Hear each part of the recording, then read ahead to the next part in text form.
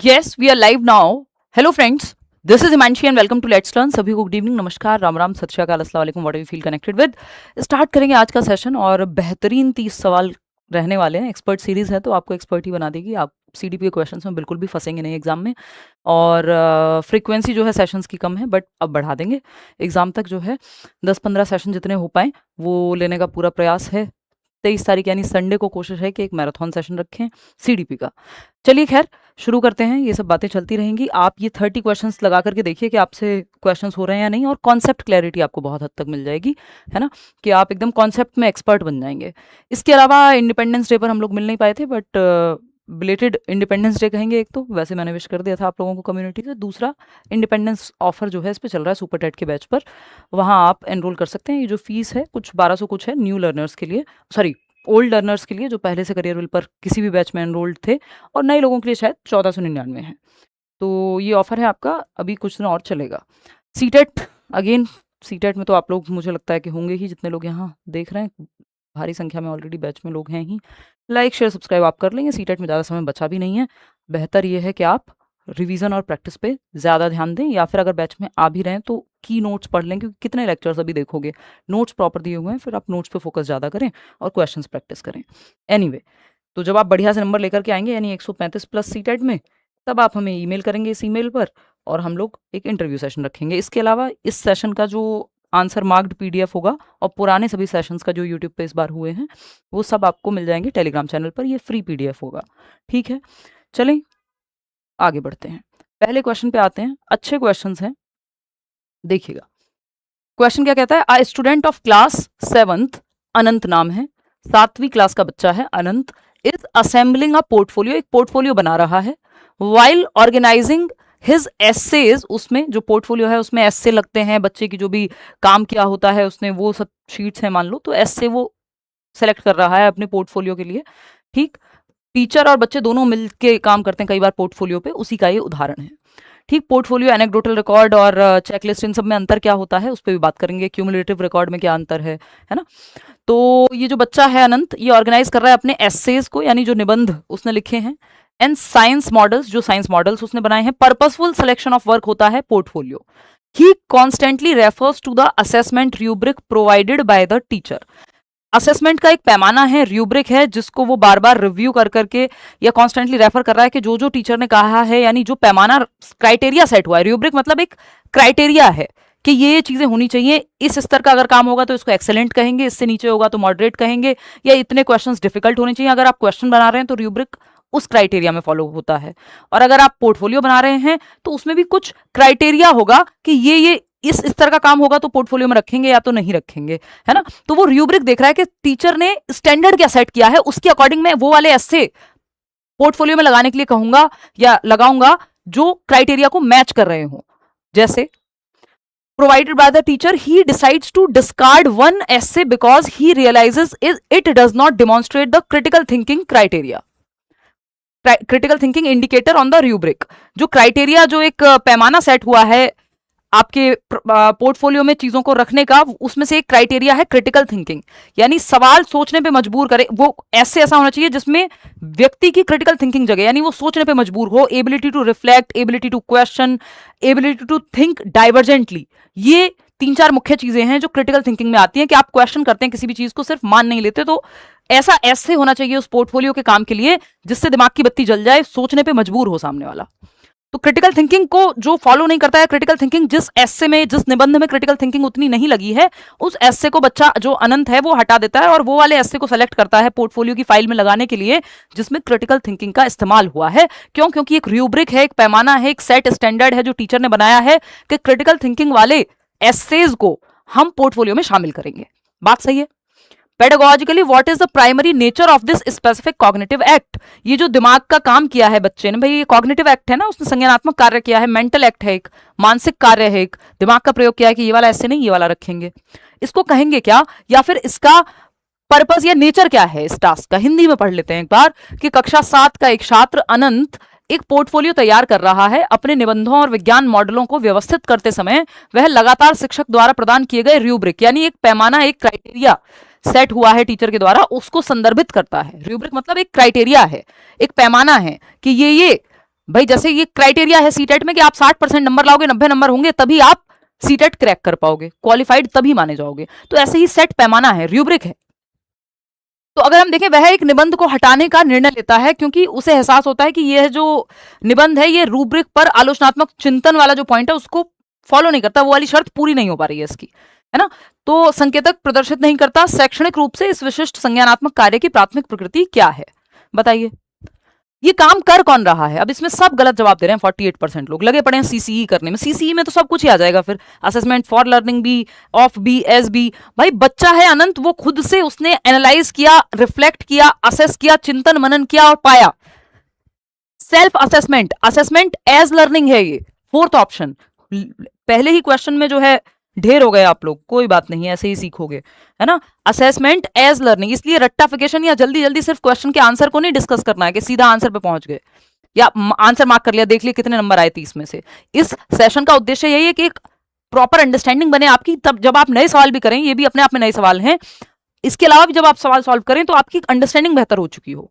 जब आप पेपर में बैठे तो कुछ भी आपको ऐसा ना लगे जो डराए। अधिगम के रूप में आकलन या अधिगम के साथ आकलन, as learning, assessment as learning, self assessment या पीयर असेसमेंट कहते हैं इसको, कि या तो आपका साथी समूह आपका आकलन करे, या तो अनंत का दोस्त आकलन कर रहा होता उसकी फाइल का, या अनंत खुद से ये असेस कर रहा है चीजों को देख करके कि किस चीज को रखूं और किस चीज को नहीं रखूं। तो टीचर का रोल अभी तक यहां पे नहीं दिखाया है, सेल्फ असेसमेंट है। सीसीई में तो ऑलरेडी पोर्टफोलियो आ ही जाएगा। पूछा क्या है हमसे, ये जो स्पेसिफिक कॉग्निटिव एक्ट है, ये जो दिमागी काम है, इसको असेसमेंट एज लर्निंग कहेंगे, सेल्फ असेसमेंट कहेंगे। फॉर लर्निंग में टीचर शामिल होता है, ऑफ लर्निंग में टीचर शामिल होता है, फीडबैक के लिए होता है, ड्यूरिंग टीचिंग लर्निंग प्रोसेस होगा, ये भी लर्निंग के प्रोसेस के दौरान ही होता है, लेकिन इसमें टीचर का उतना रोल होता नहीं है। एज लर्निंग में बच्चा खुद का आकलन करता है कि आपने एक एस्से लिखा और देखा कि यार आज मेरे कितने नंबर में खुद को देना चाहूंगा अपनी राइटिंग के लिए आउट ऑफ 10, तो आप कहेंगे यार मेरी राइटिंग मुझे लगता है 7 आउट ऑफ 10 है। तो ये सेल्फ असेसमेंट है, आपने खुद को नंबर दिए हैं, आपने खुद का आकलन किया है, या अपने दोस्त को कह दिया भाई बताइयो या बहन बताइयो, तो वो पीयर असेसमेंट भी असेसमेंट एज लर्निंग में ही आता है, सेल्फ असेसमेंट जिसको कहते हैं। ऑफ लर्निंग तो टीचर बाद में जब किसी काम को, जैसे आपका फाइनल पेपर होगा वो ऑफ लर्निंग है, आफ्टर द वर्क। अभी जो चल रहा है ये असेसमेंट फॉर लर्निंग है, जब आप ये मॉक टेस्ट लगा रहे हैं, हम डिस्कशन कर रहे हैं, जब आप खुद से मॉक टेस्ट लगाते हैं घर पे और देखते हैं कितने नंबर आए, तो वो आपका असेसमेंट एज लर्निंग है, क्योंकि आप खुद ही खुद का आकलन कर रहे हैं कि अच्छा मैंने यहां गलती की थी। ठीक, कॉन्टिन्यूअस एंड कॉम्प्रिहेंसिव इवैल्यूएशन में तो ये सब आ जाएगा। तो ये यहां पे पूछा जा रहा है कॉग्निटिव एक्ट क्या कहलाएगा, ये तो पूरा एक पैमाना है। सीसीई तो एक सिस्टम है, इवैल्यूएशन का सिस्टम थोड़ी पूछा है, कॉग्निटिव एक्ट पूछा है आपसे। तो ऐसी हरकतें नहीं करनी है, लड्डू लड्डू सवाल को गड़बड़ नहीं करना है। वैसे मैं कह रही हूँ लड्डू नहीं है क्योंकि थोड़ा सा लेंदी सवाल है। रूब्रिक कई लोगों को समझने में दिक्कत होती है, तो ये मैंने डेफिनेशन भी लिख दी है यहाँ, रिवीजन में काम आ जाएगा, ये पीडीएफ आपको मिल जाएगा। रूब्रिक का मतलब क्या है, अ स्कोरिंग और assessment tool containing pre defined criteria, एक पहले से निर्मित क्राइटेरिया है और आकलन का एक टूल है रूब्रिक, या असेसमेंट का एक टूल है जो criteria use to evaluate a learner's performance और वर्क, यानी एक स्कोरिंग या मूल्यांकन टूल जिसमें पहले से तय मानदंड होते हैं, पहले से एक सेट क्राइटेरिया होगा। जैसा मैंने आपको बताया सीटेट में 60 नंबर लाने क्राइटेरिया है, जिनका इस्तेमाल सीखने वाले के प्रदर्शन या काम का मूल्यांकन करने के लिए किया जाता है। कि भाई आप जब टीचर कहती है वेरी गुड, आपकी कॉपी पे लिखा वेरी गुड, तो वेरी गुड का एक रूब्रिक होगा ना कि इतना अच्छा किया तो वेरी गुड, नहीं तो एक्सीलेंट, नहीं तो गुड या फेयर, ये सब जो है ये सब रूब्रिक का ही तो अंदर आते हैं, कि कोई एक सेट पैमाना होगा जिसके आधार पे गुड, वेरी गुड, शाबाश आपको कहा जा रहा है ना। तो एक पैमाना बना हुआ, एक सेट स्टैंडर्ड बना हुआ है, उसको रूब्रिक कहते हैं। कि इतने परसेंट मुश्किल क्वेश्चन होंगे, इतने इजी होंगे, इस तरह से जब हम कहेंगे तो इतने नंबर दिए जाएंगे, ये सब रूब्रिक के अंदर आता है जो आप ब्लूप्रिंट बनाने में इस्तेमाल करते हैं। क्वेश्चन नंबर 2 देखिएगा, mastery oriented learners typically attribute success to dash and failure to dash. 1 नंबर का सवाल आता ही है ओरिएंटेशन पे, बिल्कुल आपको पेपर जैसे सवाल देखने को मिलेंगे क्योंकि लेवल वैसा ही रखा है, सिलेबस से सवाल हैं सारे। ठीक, बताइए एक बार कि निपुणता उन्मुख शिक्षार्थी आमतौर पर सफलता का श्रेय किसको देगा। निपुणता मतलब वो रेंचो याद कीजिए 3 इडियट का, मास्टरी जिसका फोकस लक्ष्य क्या है, मास्टरी है कि मुझे मास्टर बनना है, मुझे सब कुछ आना चाहिए, पूरे सिलेबस में जो भी है मुझे पता हो, ये जिसका लक्ष्य है, तो वो जब सक्सेस पाएगा तो वो क्या कहेगा, भाई मैंने एफर्ट किया और मुझे सक्सेस मिली, मेहनत की और आप लोग जुड़े 5.5 मिलियन लोग। ठीक, तो ये क्या है, एबिलिटी एंड एफर्ट यहां पे शामिल हुआ कि मास्टरी हासिल की किसी चीज पे, तो इसमें जब सक्सेस मिलेगी तो आप कहेंगे एबिलिटी एंड एफर्ट से ऐसे हुआ, लक से नहीं हो गया, लक या कुछ और कोई तीसरी चीज, कोई चमत्कार से नहीं हो गया है। जिसके लिए हुआ हो उसके चमत्कार की बात वो करेगा जिसको बस परफॉर्म करना था, कि कुछ भी करके नंबर लाने थे, या फेलियर से बचना था, हे भगवान नंबर आ जाए। यहां पे मास्टरी ओरिएंटेशन में फोकस ही आपका मास्टर बनना। तो जब आप सब कुछ आपको आता होगा तो उसका रिजल्ट जो भी आएगा उससे आपको उतना फर्क नहीं पड़ेगा। आप कहोगे मैंने क्षमता थी, मेरे अंदर मेहनत की मैंने, तो सक्सेस जो है एबिलिटी एंड एफर्ट की वजह से आई है। एंड फेलियर किसकी वजह से होगा? इनसफिशिएंट एफर्ट की वजह से। यानी सफलता, वो लाइन आपने सुनी होगी ना, असफलता ये बताती है कि सफलता का प्रयास पूरे मन से या ठीक से नहीं हुआ। तो ये वही है कि अगर सफल हुए हैं और असफलता आएगी तो अपर्याप्त प्रयास, कि आप पेपर में फेल हो रहे हैं तो इसका मतलब आपने एफर्ट ढंग से नहीं किया। और अगर पास हो रहे हैं तो हाँ, मैंने पढ़ाई की है भाई, रात और दिन, या फिर मेहनत की है, बेशक लेट्स लर्न से पढ़ा हो, करियरविल कोर्स पर पढ़ा हो, कोर्स में पढ़ा हो, लेकिन एफर्ट तो आप ही का है ना भाई। 143 नंबर अगर अनुराग लेकर के आ जाते हैं, या दिशा का सिलेक्शन होता है 45 सीट में DEET+B के एग्जाम में, या KVS में उजैर जाते हैं, ये सब लर्नर्स हैं हमारे। तो ये मैं तो नहीं कह सकती कि ये मेरा एफर्ट है पूरा, एफर्ट तो उन्हीं का है, मेरी गाइडेंस हो सकती है ना। तो ये वैसा ही है कि मास्टरी ओरिएंटेशन की बात जो करेगा वो कहेगा एबिलिटी एंड एफर्ट की वजह से सक्सेस आई है, क्षमता और मेहनत। और एबिलिटी इंक्रीमेंटल होती है, ध्यान रखिएगा, एबिलिटी को फिक्स नहीं मानना है। आज आपसे 3 सवाल हो रहे हैं, कल 30 भी होंगे, तो एबिलिटी को बढ़ाया जा सकता है, ये दिमाग में रखना है, एज अ टीचर भी और एज अ लर्नर भी, है ना। इंक्रीमेंटल है, नॉट फिक्स्ड। अगर एबिलिटी आपने फिक्स मान ली कि भाई इतना आईक्यू मिला था, अब तो इतना ही हो पाएगा, इसके ज्यादा, इसके बाहर नहीं हो पाएगा, तो गार्डनर को आप देखते हैं वो तो आईक्यू को बहुत महत्व देते भी नहीं है। तो एबिलिटी इंक्रीमेंटल है, फिक्स नहीं है, ये मान के चलना है, ठीक। और इनसफिशिएंट एफर्ट है अगर फेल हुए हैं तो, इसको ऐसे लिख लो, success to ability and effort, ability and effort, failure to insufficient effort, कि ठीक से सफिशिएंट एफर्ट नहीं हुआ, जितनी मेहनत की जरूरत थी उतनी मेहनत हो नहीं पाई। नहीं तो इसमें आप बहाने देते रहो, टीचर ने अच्छा नहीं पढ़ाया था, फलाना हुआ था, ये हुआ था, उसी बैच से बहुत सारे लोग कर जाएंगे, उसी बैच से हो सकता है कुछ लोग या बहुत सारे लोग ना भी करें। सीट कम थी वो एक सही बात है, लेकिन अब आप जब जिस रेस में दौड़ रहे हो उस रेस में और मेहनत लगेगी फिर आपको, भाई आपको तो एक सीट चाहिए। तो एबिलिटी, अब यहाँ पे बाकी क्यों नहीं होंगे ये समझ लेते हैं। चलो, फोर्थ ऑप्शन आप लोगों ने भी सही जवाब दिया, बाकी होंगे क्यों नहीं या हो सकते थे ये देख लेते हैं। फोर्थ ऑप्शन सही है आपका, बात हमने मान ली, ठीक। Mastery orientation, ability and good luck. Good luck की बात मास्टरी ओरिएंटेशन नहीं करता, वो मेहनत की और मास्टरी की बात करता है कि भाई मुझे सब कुछ पता हो, एक्सेलेंस के पीछे भागना है, सक्सेस झक मार के पीछे आएगी। रेंचो का डायलॉग वो याद कर लीजिए, 3 इडियट वाला। तो यहाँ पे गुड लक बैड लक की बात हम पेडागोजी में नहीं करते हैं, आप पर्सनल अपने जीवन मानते हो वो एक अलग कहानी है। कुछ फैक्टर्स ऐसे होते हैं जो आपके हाथ में नहीं होते, बट जो आपके हाथ में नहीं है उसके लिए आपको लक या 50 और बातें बनाने की जरूरत नहीं है। आप सिंपल मान सकते हैं, हाँ यार मेरे हाथ में ये फैक्टर नहीं था, सब कुछ मेरे हाथ में नहीं है, और जो मेरे हाथ में नहीं है उसमें मेरी चिंता भी नहीं है। मेरी चिंता है कि मैं मेहनत करूं या अपना काम ठीक से करूं, ठीक। तो कार्य की कठिनाई यहाँ पे मैटर नहीं करती, वो टास्क डिफिकल्टी तो फिर आप अपना लेवल बढ़ाते जाओगे तो डिफिकल्ट चीजें भी आसान हो जाएंगी। बैड लक, ये लक वाले ऑप्शन से हटा दो, गुड लक, तो फिर तो बचा ही एक ऑप्शन, कुछ और बचता ही नहीं है। अब यहाँ पे आपको ओरिएंटेशन पढ़ लेनी है, 1 नंबर में सवाल आता ही है, अचीवमेंट, गोल ओरिएंटेशन, उपलब्धि, लक्ष्य उन्मुखीकरण। अब यहाँ पे गोल ओरिएंटेशन में 3 तरह की ओरिएंटेशन होती है कि अचीवमेंट को आप किस तरह से ओरिएंट करते हैं। ओरिएंटेशन मतलब सेंटर क्या है, केंद्र क्या है किसी चीज का। तो यहाँ पे मास्टरी ओरिएंटेशन है, निपुणता उन्मुखीकरण कहते हैं इसको, जहां मास्टरी सेंटर में है, अचीवमेंट के सेंटर में क्या है, मास्टरी है, कि मुझे महारत हासिल करनी है, एक्सीलेंस के पीछे भागना है, सक्सेस झक मार के पीछे आएगी। कौन कह रहा है? रेंचो, 3 इडियट मूवी आपने देखी है, ठीक। तो ये मास्टरी ओरिएंटेशन है कि आपको सब कुछ आता हो, जो भी आप जानने की इच्छा है, learning for the sake of learning, internal motivation बहुत हाई है। यहाँ बात आएगी जब फेलियर अवॉइडेंस की, तो ये राजू रस्तोगी याद कीजिए कि किसी तरह से पास हो जाऊं, बस भगवान पास करा दो, या अल्लाह पास करा दो, या वॉट एवर, जीसस पास करा दो, जो भी है। यहाँ पे फेलियर को बचना है किसी भी तरह से, बस 60% नंबर आ जाएं सीटेट में, ये फेलियर अवॉइडेंस है। ये भी रेड फ्लैग है और ये परफॉर्मेंस भी रेड फ्लैग है। ग्रीन फ्लैग जो है वो मास्टरी ओरिएंटेशन है, आपको बच्चे को इसकी तरफ लेके जाना है और खुद भी कोशिश करनी है इसी की तरफ रहें। परफॉर्मेंस अप्रोच क्या है? परफॉर्मेंस अप्रोच यानी प्रदर्शन दृष्टिकोण अभिविन्यास, या परफॉर्मेंस अप्रोच ओरिएंटेशन कहते हैं इसको। ये भी गलत और ये भी गलत। परफॉर्मेंस वाला क्या है, उसको फर्स्ट आना है कुछ भी करके, परफॉर्म करना है कुछ भी करके। तो ऐसे ही लोग फिर क्या करते हैं, मान लो स्पोर्ट्स में हैं तो किसी ड्रग का यूज कर रहे हैं या कुछ चीटिंग जैसा करते हुए नजर आएंगे, क्यों? क्योंकि फर्स्ट आना है बस। तो ये परफॉर्मेंस अप्रोच है। या फिर रट्टाफिकेशन, रट के फर्स्ट आ जाए बट फर्स्ट आना है।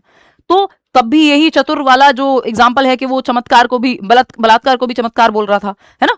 तो ये जो है रट्टाफिकेशन है, साफ साफ मूवी में आपने देखा है, जो आपकी थ्री इडियट है। ये तीनों एग्जाम्पल हैं। परफॉर्मेंस ओरिएंटेशन का ये चतुर एग्जाम्पल है, राजू रस्तोगी एग्जाम्पल है फेलियर अवॉइडेंस का, और मास्टरी ओरिएंटेशन में आपका ये जो आमिर खान का कैरेक्टर है, या अभी तो खैर उन्होंने नकार दिया है, बट जैसा हम मानते आए हैं कि सोनम वांगचुक जी पे आधारित है, इंस्पायर्ड है। क्वेश्चन नंबर 3 देखिएगा, क्वेश्चन नंबर 3 देखिएगा, ये क्या कहता है? An 8-year-old child consistently reverses letters and skips lines while reading, but her oral comprehension and logical reasoning are excellent. 8 साल की बच्ची है, पढ़ते समय कभी लाइन स्किप कर देती है, कभी रिवर्स में उल्टा पढ़ लेती है, सॉ को वॉज, गॉड को dog. What is the most scientifically grounded inclusive strategy for this child? इस बच्चे को कैसे पढ़ाएंगे भाई आप? 8 वर्ष की एक बच्ची है, लगातार अक्षरों को उलट देती है और पढ़ते समय पंक्तियां छोड़ देती है, लेकिन उसकी मौखिक समझ और तार्किक समझ जो है वो उत्कृष्ट है, यानी लॉजिक में कोई दिक्कत नहीं है, ठीक है ना? लॉजिक में कोई दिक्कत नहीं है। क्या नाम है आपका? समन। समन किसका नाम होता है? हो सकता है, या हो सकता है आपने स्टाइल में लिखा हो समन कुशवाहा। कह रहे मैम योर चोटी इज नाइस। पढ़ लो चुपचाप से, चोटी इज नाइस। जब देखो इधर उधर की बातें, देखो एक बार, थैंक यू। देखो एक बार फटाफट से बताओ, यहाँ पे साफ साफ नजर आ रहा है बच्चे को डिसलेक्सिया है, और डिसलेक्सिया वाला बच्चा ऐसा नहीं है कि उसकी समझ में कोई दिक्कत है, एवरेज और अबव एवरेज इंटेलिजेंस में भी डिसलेक्सिया पॉसिबल है। इसका मतलब ये नहीं है कि कोई मेंटल रिटार्डेशन या कोई इंटेलिजेंस का प्रॉब्लम नहीं है। ईशान अवस्थी याद कर लीजिए, तारे जमीन पर मूवी का। Maintain core academic expectations but provide substitution accommodations like oral test और ascribe to bypass the processing barrier। ये बात सही लग रही है हमें? 57% लोगों को सही लग रही है ये बात, बिल्कुल सही है भी। पाठ्यक्रम की मुख्य शैक्षणिक अपेक्षाओं को बनाए रखें, यानी एक्सपेक्टेशन रखनी है बच्चे से। ऐसा नहीं है कि आप, हमने डिस्कस किया कि टीचर की एक्सपेक्टेशन बच्चे की परफॉर्मेंस पे प्रभाव डालती है, तो हाई एक्सपेक्टेशन होनी चाहिए बच्चे से। ऐसा नहीं है जो बच्चा देख नहीं सकता या कोई लर्निंग डिसेबिलिटी है तो आप उससे एक्सपेक्टेशन ही कम कर देंगे कि ये तो सीख ही नहीं सकता, ऐसा नहीं मानना है। एक्सपेक्टेशन आपकी हाई होनी चाहिए एज अ टीचर। आपको बस मेथड देखने के उसको भी कैसे सिखाया जाए, इंक्लूड कैसे किया जाए। तो आप ओरल टेस्ट ले सकते हैं या फिर एक स्क्राइब रख सकते हैं, यानी क्योंकि उसको लिखने और पढ़ने में दिक्कत होगी, पढ़ने में जिसको दिक्कत है, डिसलेक्सिया है, तो लिखने में भी दिक्कत हो ही जाएगी, है ना? तो उसको हेल्प कर रहे हैं आप, पहला तरीका सही है। सेकंड ऑप्शन क्या है? Place the child in a specialised resource room during language periods. ये सेग्रीगेट कर दिया आपने, और फोनेटिक ट्रेनिंग अलग थलग कर दिया, जबको आपको सबके साथ लेकर के चलना है। एक क्लास में हर बच्चा सीख सकता है रेगुलर क्लास में, ये इंक्लूसिव एजुकेशन या समावेशी शिक्षा कहती है। ऐसा नहीं कि रिसोर्स रूम में अलग से भेज दोगे। Simplify the core curriculum using omission, कुछ चैप्टर्स ही हटा दोगे उसके लिए, बेकार की बात कि टॉपिक हटा दो, परफॉर्मेंस ये वो तो कम ही एक्सपेक्टेशन रखो उससे, गलत है। इंप्लीमेंट ड्रिल एंड प्रैक्टिस, ये ड्रिल एंड प्रैक्टिस अपने आप में नेगेटिव होता है, कल डिस्कस करेंगे टैग वर्ड्स को या कीवर्ड्स को, पॉजिटिव नेगेटिव। तो ये ड्रिल एंड प्रैक्टिस नेगेटिव होता है कि बस रट्टाफिकेशन लगवाते रहो, बार बार रिपीट कराते रहो कंफ्यूजिंग लेटर्स को। तो ये रटंत विद्या चलंत नहीं, first option is the right answer. आगे बढ़ेंगे नेक्स्ट क्वेश्चन पे। क्वेश्चन क्या है अपना? अभी डिसलेक्सिया पे भी बात करेंगे थोड़ी देर बाद, न्यूरो डेवलपमेंटल डिसऑर्डर बोलते हैं उसको, है ना? क्वेश्चन नंबर 4 देखिएगा, क्वेश्चन नंबर 4 देखिएगा। अभी एक बार थोड़ा फ्लो बनाते हैं, कुछ सवाल आप सॉल्व कीजिए। डिसलेक्सिया पे एक और सवाल आएगा कहीं, तब मैं आपके साथ डिस्कस करूंगी। असर्शन या अभिकथन, स्टेटमेंट ए और आर वाले सवाल आपके फेवरेट हैं, लास्ट क्लास में हमने किया था। असर्शन रीजन ट्रिक भी बताई थी आपको, वो बीटीसी वाली, ठीक। Each child finds opportunities to play, हर बच्चे को मौका मिलता है खेलने का, एक्सपेरिमेंट करने का और डिस्कवर करने का अपनी दुनिया को। यानी प्रत्येक बच्चे को, ध्यान दीजिएगा, प्रत्येक बच्चे को खेलने, प्रयोग करने और अपनी दुनिया की खोज करने के अवसर मिलते हैं। अब अपना अनुभव मत लगा देना, हाँ मुझे तो मिले थे, तो आपको मिले थे तो सबको नहीं मिले थे, या मिलते हैं आज भी दुनिया में। सीरिया का सोचो जहां युद्ध चल रहा है, यूक्रेन का सोचो, अफगानिस्तान में लड़कियों को कितनी मौके ही नहीं है, या इवन जहां पे युद्ध चल रहा है वहां ऐसा नहीं कि लड़कों को भी बहुत मौके हैं, लेकिन उसमें भी और स्थिति खराब हो जाती है जब जेंडर पे जाते हैं। तो क्या आपको लग रहा है हर बच्चे को, और या जो बच्चा भूख से मर रहा है उसको बहुत मौके मिल रहे हैं आपके बच्चे की जैसा स्कूल में drawing, painting, dance, music competition में पार्टिसिपेट करने के? तो ये स्टेटमेंट गलत है कि हर बच्चे को दुनिया को एक्सप्लोर करने के मौके मिलते हैं, बिल्कुल भी नहीं। सबके लिए बचपन अलग अलग है। आपके घर का बच्चा 6 साल की उम्र में, 8 साल की उम्र में आप उसको हाथ में ग्लास देते हैं दूध का पीने के लिए, वो खुद से दूध गर्म करके नहीं पी पाता। एक बच्चा 8 साल का आपको बस में गुब्बारे बेचता हुआ मिल जाएगा या रोड साइड गुब्बारे बेचता हुआ मिल जाएगा, तो उसका बचपन और आपके घर के बच्चे का बचपन सेम नहीं है। तो बचपन सबके लिए सेम नहीं होता। रचनावादी ये कहते हैं कि childhood is a social construct, समाज के द्वारा निर्मित एक कॉन्सेप्ट है। चाइल्डहुड की एज बेशक हमने बांट दी है कि अर्ली चाइल्डहुड 2 से 6 वर्ष होगा, लेटर चाइल्डहुड 6 से 12 वर्ष होगा, लेकिन वो एज बांटने के लिए ठीक है। वैसे एज अ कॉन्सेप्ट देखोगे अगर आप चाइल्डहुड को, एक कॉन्सेप्ट के रूप में देखोगे तो ये एक सोशल कंस्ट्रक्ट है, सामाजिक संरचना है। कहीं 16 साल में भी बचपन जिंदा है और कहीं 6 साल में भी नहीं है।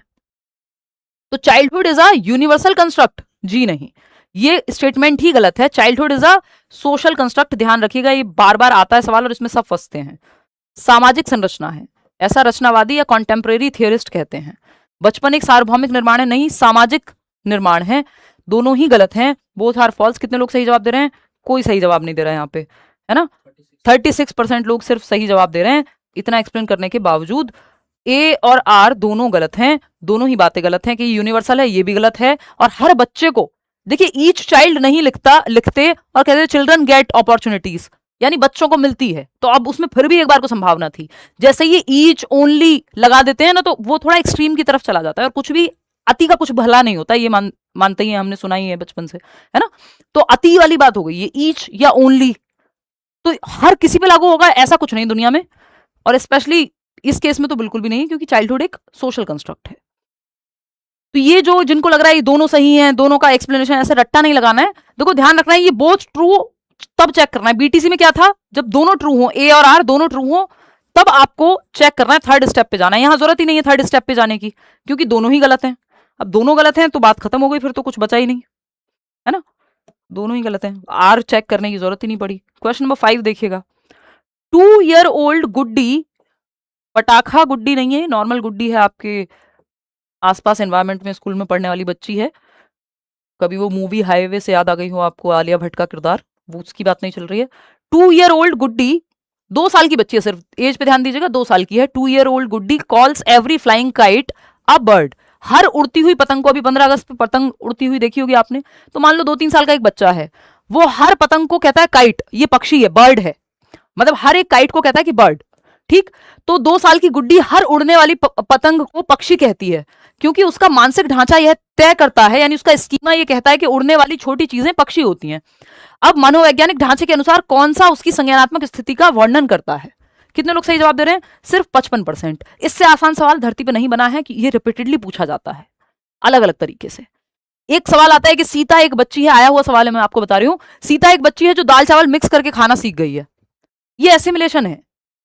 दाल भी पता था, चावल भी पता था, मिक्स करके खाना सीख गई है, खत्म। तो यहां पे बच्चे को बर्ड भी पता है, बर्ड ही पता है, मैं तो ये कहूंगी। अब यहां पे वो कह रहा है कि कोई भी उड़ने वाली चीज, यानी काइट को बर्ड कहा है, तो इसका मतलब जो उसने एसिमुलेट किया था, दिमाग में सेव किया था, वो बताया है।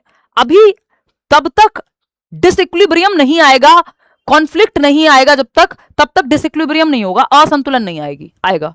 और फिर जब कॉन्फ्लिक्ट आ जाएगा तब जाके वो एकोमोडेट करेगी। अगर क्वेश्चन ने कहा होता कि उड़ती हुई काइट को, यानी पतंग को, बच्ची पक्षी कहती है, और किसी ने बताया कि बेटा ये पक्षी नहीं ये पतंग है, तब वो एकोमोडेट करती। अभी तो उसको जितना पता था, जो उसके दिमाग में स्कीमा में इंफॉर्मेशन सेव्ड थी, यानी एसिमुलेट जो किया हुआ था, जो आत्मसातीकरण उसने किया हुआ था, उसी के बेसिस पे उसने कह दिया। भाई मान लो अगर मुझे लगता है ये पेन है, लेकिन ये एक कैमरा निकले, तो मैंने तो पेन ही कहा इसको, बेशक ये कैमरा था। भाई जब तक बच्चे ने बिल्ली को भी एक छोटा डॉग कह दिया, मान लो, क्योंकि उसको कुत्तों के बारे में ही पता था, तो एक छोटी सी बिल्ली देखी जो थोड़ी साइज में बड़ी थी बिल्ली के हिसाब से, तो उसने कहा ये एक डॉग है। तो उसने एसिमुलेशन को दर्शाया। जब वो चेंज करेगी कि नहीं बिल्ली अलग होती है कुत्ता अलग होता है, जब वो चेंज करे कि पक्षी अलग होता है काइट अलग होता है, तो एकोमोडेशन आएगा। समझ रहे हो? तो आत्मसातीकरण, इसमें एकोमोडेट तो कुछ किया ही नहीं। एकोमोडेट के लिए मॉडिफाइड लिखा हुआ आपको ज्यादातर नजर आएगा, या एग्जिस्टिंग स्कीमा में परिवर्तन की जरूरत पड़ेगी, मॉडिफिकेशन, एडजस्टमेंट, मैनिपुलेशन, ये सब लिखा होगा। एनिमिज्म तो निर्जीव को सजीव समझने वाली बात है, निर्जीव को सजीव समझने वाला एग्जाम्पल नहीं है ये। अगर ऐसा होता तो वो कहती कि ये पतंग को चोट लगी होगी अगर नीचे गिरी है, तो कुछ ऐसा होता। एसिमुलेशन में साफ साफ होता है कि वो निर्जीव को सजीव समझ रही है। यहाँ कॉन्सेप्ट के बारे में बात हो रही है, आइकॉनिक रिप्रेजेंटेशन यानी इमेज के माध्यम से कुछ समझ रही है, ऐसा तो कुछ है ही नहीं यहाँ पे। ये थियरी वैसे भी आपकी ब्रूनर की है, यहाँ इसका कोई इस्तेमाल है ही नहीं, पियाजे का कॉन्सेप्ट है यहाँ पे एसिमुलेशन। क्वेश्चन नंबर 6 देखिएगा, चलिए कोई नहीं, इस वाले क्वेश्चन को करने का ट्राई करो, आसान सवाल गलत नहीं करने। Read the following description and identify the stage of moral reasoning of Kohlberg. यानी ये जो नैतिक तर्क हर एक स्टेज पे यूज होता है, मॉरल रीजनिंग, मॉरल थिंकिंग कहते हैं इसको, कोहलबर्ग की मॉरल डेवलपमेंट की थियरी में। तो ये आपको पढ़ना है और पता लगाना है कि बच्चा किस लेवल पे है इसकी मॉरल रीजनिंग के हिसाब से, क्योंकि मॉरल रीजनिंग तय करेगी कि किस स्टेज की बात हो रही है। ठीक है, देख लेते हैं। वर्णन क्या है? अंतःकरण के स्वचयनित नैतिक सिद्धांतों के द्वारा सही कार्य परिभाषित किया जाता है जो कानून एवं सामाजिक समझौते पर ध्यान दिए बिना संपूर्ण मानवता के लिए वैध हो। यानी होल ह्यूमैनिटी की बात हो रही है। Last stage, sixth stage, third level, post conventional.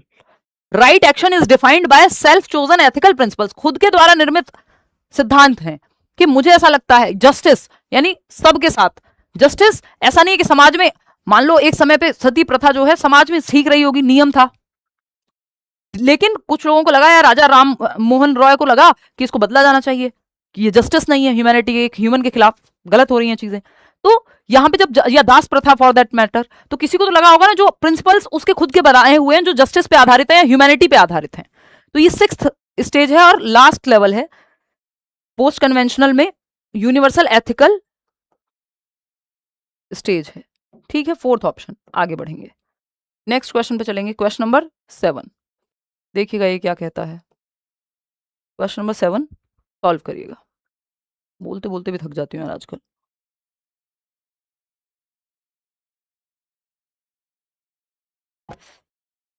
देखिएगा, हिंदी पेडागॉजी भी करेंगे भाई, इसी हफ्ते करेंगे, don't worry. According to the constructivist paradigm which definition most accurately captures the pedagogical act of reading.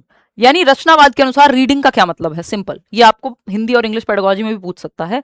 पढ़ने से आपका क्या मतलब है? जब आप रचनावाद की बात करेंगे तो बच्चे को एक्टिव रखने की बात करेंगे, और पढ़ने से क्या मतलब है बताओ फटाफट।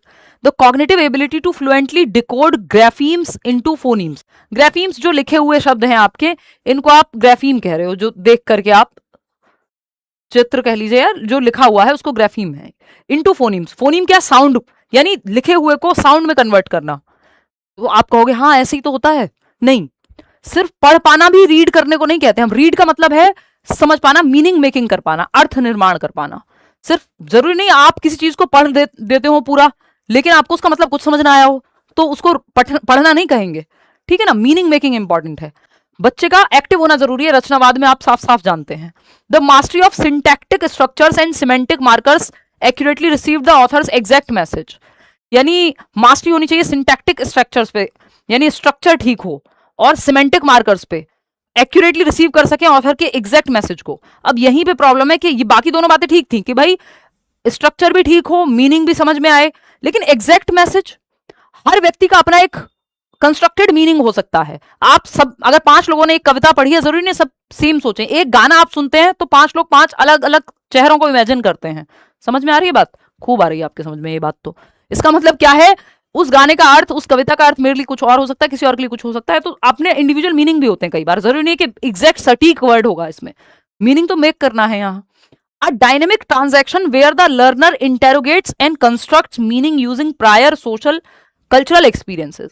एक गतिशील लेनदेन जहां शिक्षार्थी अपने पूर्व सामाजिक सांस्कृतिक अनुभवों का, भाई रीडर अपने एक्सपीरियंसेस, अपनी सोसाइटी, अपने कल्चर से रिलेट करके एक मीनिंग मेकिंग करेगा, जो उसके दिमाग में उसके एक्सपीरियंसेस के आधार पे चीजें होंगी, उस बेसिस पे समझेगा।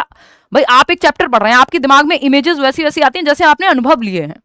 तो यहाँ पे बच्चा सबसे ज्यादा एक्टिव है। जहां बच्चा सबसे ज्यादा एक्टिव हो वो ऑप्शन बेस्ट होता है। अगर आप पेडागॉजी में कहीं भी फंसे तो ये एक बेसिक सा फंडा है, इसको आप बिल्कुल गांठ बांध सकते हैं कि जहां बच्चा सबसे ज्यादा एक्टिव है वो ऑप्शन बेहतर है। सिंपल, जहां भी आप फंस रहे हो। The capability to articulate printed text aloud with appropriate intonation and pronunciation. आप बहुत अच्छे उच्चारण से पढ़ रहे हैं, बहुत अच्छे से पढ़ रहे हैं, है ना, अच्छे प्रवाह से पढ़ रहे हैं, फ्लुएंसी से पढ़ रहे हैं, ये सब चीजें इंपॉर्टेंट है रीडिंग में, लेकिन ये एकमात्र चीज नहीं है। बट आपको समझ में आया नहीं चैप्टर, तो कितने भी सुंदर पढ़ लिया आपने सुर लगा करके, कितना भी सही प्रोनाउंसिएशन कर लिया, उच्चारण सही है, मतलब समझ नहीं आया तो क्या फायदा हुआ, है ना। तो मीनिंग मेकिंग, थर्ड, यानी थर्ड ऑप्शन ही यहाँ पे सही है, जहां बच्चा अपने अनुभव के आधार पे उसका मीनिंग बना रहा है, तब उसको कहेंगे एक्चुअल में पठन हो रहा है या रीडिंग है। कंस्ट्रक्टिविस्ट यानी रचनावादियों के अनुसार जो बच्चे को एक्टिव रखते हैं। अब असर्शन रीजन का एक और सवाल देख लीजिए। An inclusive classroom does not offer differentiated instruction. Differentiated instruction अच्छी होती है, यूनिफॉर्म इंस्ट्रक्शन नेगेटिव है। ये हम कल कीवर्ड्स में पढ़ेंगे। तो अगर हम बात करें, एक समावेशी कक्षा विभेदित निर्देश का पालन नहीं करती। नहीं भाई, जो आपकी इंक्लूसिव एजुकेशन है या चाइल्ड सेंटर्ड एजुकेशन है, इंक्लूसिव एजुकेशन अपने आप में चाइल्ड सेंटर्ड है, बच्चे को तो सेंटर में रखा ही जा रहा है। तो ये चाइल्ड सेंटर्ड अप्रोच है, डिफरेंशिएटेड इंस्ट्रक्शन अच्छा है कि अलग अलग डिफिकल्टी लेवल के अनुसार बच्चों की नीड के हिसाब से पढ़ाना। तो ये डिफरेंशिएटेड का मतलब ये नहीं बच्चों में आप डिफरेंशिएट कर रहे हैं, अलग अलग बच्चों की नीड को समझते हुए अलग अलग मेथड का इस्तेमाल कर रहे हैं। तो ये तो पॉजिटिव बात है, ये कह रहे हैं नहीं ये नहीं करते हैं, गलत है ये बात। Inclusion is a policy that stresses equal opportunities by providing same learning goals. नहीं भाई, डिफरेंट लर्निंग गोल्स हो सकते हैं, अलग अलग बच्चे की नीड अलग हो सकती है। कोई स्पोर्ट्स में अच्छा करेगा तो आप स्पोर्ट्स के लिए उसके गोल्स तय करेंगे ना, या ना कि सिर्फ पढ़ाई वाले या एकेडमिक्स के लिए। सेम मेथड से पढ़ाओ सबको, बेकार की बात, दोनों ही गलत हैं। कितने लोग सही जवाब दे रहे हैं? 75% लोग। बहुत खुशी हुई मुझे, नहीं तो मैं अभी रो देती अगर आप ये क्वेश्चन भी गलत कर देते इतना समझाने के बाद। ए और आर दोनों ही गलत हैं, fourth option is the right answer over here. आगे बढ़ेंगे क्वेश्चन नंबर 9 पर। ये क्या कहता है भाई क्वेश्चन नंबर 9? देखिएगा, to dismantle the hidden curriculum, to dismantle the hidden curriculum that reinforces gender stereotypes, which pedagogical action is the most sound? लैंगिक रूढ़ियों को सुदृढ़ करने वाले, इसको हम अदृश्य भी कह सकते हैं, छिपे हुए पाठ्यक्रम तो नहीं कहेंगे, लेकिन अप्रक्षय या व्हाटएवर, इसका हिंदी में एक अलग से मतलब होता है, मैं याद नहीं कर पा रही हूँ वो टर्म, अभी आया था, अप्रछन्न, अप्रछन्न बोलते हैं आई थिंक, पाठ्यचर्या। यानी हिडन मतलब इनडायरेक्ट, जो सामने सामने, जो कोवर्ट हो यानी छिपा हुआ हो। ओवर्ट होता है जो साफ साफ लिखा हुआ है, जैसे सिलेबस लिखा हुआ है, लेकिन उस सिलेबस को पढ़ के आप क्या सीखेंगे इनडायरेक्टली, वो हिडन में चला जाएगा। ठीक, तो हुए पाठ्यक्रम को खत्म करने के लिए कौन सी शैक्षणिक कार्यवाही सबसे सही है? बताइए। हिडन करिकुलम से जेंडर स्टीरियोटाइप को बढ़ावा मिल रहा है। हिडन करिकुलम से अच्छी चीजें भी हो सकती हैं कि आपने अपने टीचर को देखा कि वो अपने जो लैब बॉय हैं या जो पियोन हैं स्कूल के, उनसे अच्छे से बात करते हैं, तो आप इनडायरेक्टली ये चीजें भी अच्छे से सीख सकते हैं। इनडायरेक्टली आपने सीख लिया, है ना, ये हिडन है, लिखा नहीं हुआ कहीं। ऐसे ही आप किताब में जब आप देखते हैं कि स्टीरियोटाइप का उदाहरण है कि 2 आदमी किसी काम को मिलकर के जितने दिन में करते हैं, 4 औरतें उतना काम कर पाती हैं डबल टाइम में। यानी ऐसे एग्जाम्पल्स अगर किताबों में हैं जहां महिलाओं को कमजोर या फिर ट्रेडिशनल रोल्स में दिखाया जा रहा है कि महिला है यानी विमेन है तो उनको डॉक्टर या टीचर के रूप में दिखाया जा रहा है, नर्स के रूप में दिखाया जा रहा है, आपकी बुक्स में ऐसे एग्जाम्पल हैं। और जो मेल्स हैं उनको पायलट या एडवेंचरर या स्पोर्ट्स में दिखाया जा रहा है, या इंजीनियर्स दिखाया जा रहा है। तो ये स्टीरियोटाइप है जो किताबों में हिडन करिकुलम का हिस्सा बन जाएगा, कि इनडायरेक्टली बच्चे स्टीरियोटाइप को बढ़ावा दे रही है ये चीज। आजकल एनसीईआरटी बहुत ध्यान देता है इस चीज पे। आजकल आप देखेंगे तो बहुत कम जगह पे आपको कहीं नजर आएगा, मुश्किल से, नहीं तो लेटेस्ट सिलेबस में या ईवीएस की किताब में आपको बहुत सारी चीजें मिल जाएंगी, जो जैसे एस्ट्रोनॉट के केस में कल्पना चावला का, सुनीता विलियम्स का उदाहरण, तो वो चैलेंज करती हैं वो किताबें, जेंडर स्टीरियोटाइप को चैलेंज करती हैं, ना कि हिडन करिकुलम को बढ़ावा देती हैं। बट पहले ऐसा होता आया है, या कई जगहों पे हो सकता है आज भी हो, कि किताबों में ऐसी चीजों को प्रमोट किया जा रहा है जो जेंडर स्टीरियोटाइप को बढ़ावा देती हैं। तो इसको हटाने के लिए आप क्या करेंगे? Forcing boys to perform all traditionally domestic tasks and girls to perform all heavy logistical tasks. देखिए, इसका मतलब ये नहीं है कि जो घर के काम अगर लड़कियों को आज मिले हुए हैं तो उनको रिवर्स कर दो रोल्स को। रोल्स रिवर्स करना जेंडर स्टीरियोटाइप को चैलेंज करना नहीं होता, रोल्स फ्लेक्सिबल करना जेंडर स्टीरियोटाइप को चैलेंज करना है। समझ रहे हो दो चीजों में अंतर? अभी आप अगर बात करेंगे जेंडर रोल और स्टीरियोटाइप में क्या अंतर है, तो अभी उस पर चर्चा कर लेते हैं। बेसिक सा अंतर है, आपको यहां सिंपल ध्यान रखना है कि आपको जेंडर रोल फ्लेक्सिबिलिटी की तरफ जाना है, कि ये नहीं है कि मम्मी ही घर में सिर्फ झाड़ू लगा सकती है, झाड़ू कोई भी लगा सकता है। फ्लेक्सिबिलिटी, है ना। जेंडर रोल्स क्या है? जेंडर रोल्स होते हैं समाज के आपसे एक्सपेक्टेशन। स्टीरियोटाइप बाद में, ये रोल्स अगर इनमें बायसनेस है तो ये स्टीरियोटाइप की तरफ चले जाते हैं, या इनमें रिजिडिटी अगर जेंडर रोल्स में होगी कि नहीं ये काम तो यही करेगा या ये महिलाएं करेंगी, बच्चे का ध्यान तो सिर्फ मम्मी ही रखेंगी, तो ये जेंडर रोल फिक्स कर रहे हो आप। जैसे ये रिजिड होगा तो स्टीरियोटाइप बन जाएगा, एक टाइम के बाद रीइंफोर्समेंट हो रहा है फिर स्टीरियोटाइप का। स्टीरियोटाइप क्या है? वो चीजें जो चली आ रही हैं सदियों से या काफी लंबे समय से और फिक्स मान ली गई हैं, बिलीव्स हैं वो, कि मान लिया गया है कि लड़के रोते नहीं है, ये भी स्टीरियोटाइप है ना। तो जेंडर रोल फ्लेक्सिबिलिटी होनी चाहिए जिससे स्टीरियोटाइप को चैलेंज किया जाएगा। जेंडर स्टीरियोटाइप्स, रूढ़िबद्धता, बायस का मतलब है किसी भी एक तरफ झुके हो ना, चाहे वो महिलाओं की तरफ हो चाहे पुरुषों की तरफ हो। ठीक, तो स्टीरियोटाइप यानी रूढ़िबद्धता, ये जो चला आ रहा होगा ट्रेडिशनली चला आ रहा है, लेकिन इसमें कोई लॉजिक नहीं है, कोई साइंटिफिक एविडेंस नहीं है कि लड़कियां मैथ्स में कमजोर होती हैं, ये स्टीरियोटाइप है। या वो अच्छी ड्राइवर नहीं होती, ये स्टीरियोटाइप है। इसमें सामाजिक कारण हो सकते हैं बहुत सारे। अगर आप ऐसे एग्जांपल्स देख भी रहे हैं कि लड़कियां मान लो ठीक से ड्राइव नहीं कर पा रही हैं या वॉटेवर, तो उसमें सामाजिक कारण बहुत सारे होंगे कि उनको मौके कितने मिले, या ये मान लिया जा रहा है कि जन्म से ही पुरुष जो है वो मजबूत हैं। इसमें डिपेंड करेगा ट्रेनिंग कैसी मिली, न्यूट्रिशन कैसा मिला। नहीं तो आपके सामने फिर आपके कर्नम मल्लेश्वरी जैसे उदाहरण है जो 130 किलोग्राम वजन उठा रही हैं। मैरी कॉम का मुक्का खा के देखिए, जिसको लगता हो कि महिलाएं कमजोर हैं, है ना। तो ये यहाँ पे इसमें बहुत सारे रीजंस हो सकते हैं अगर ऐसा समाज में दिख भी रहा है तो। ठीक, तो जेंडर स्टीरियोटाइप्स जो है वो बिलीफ्स हैं।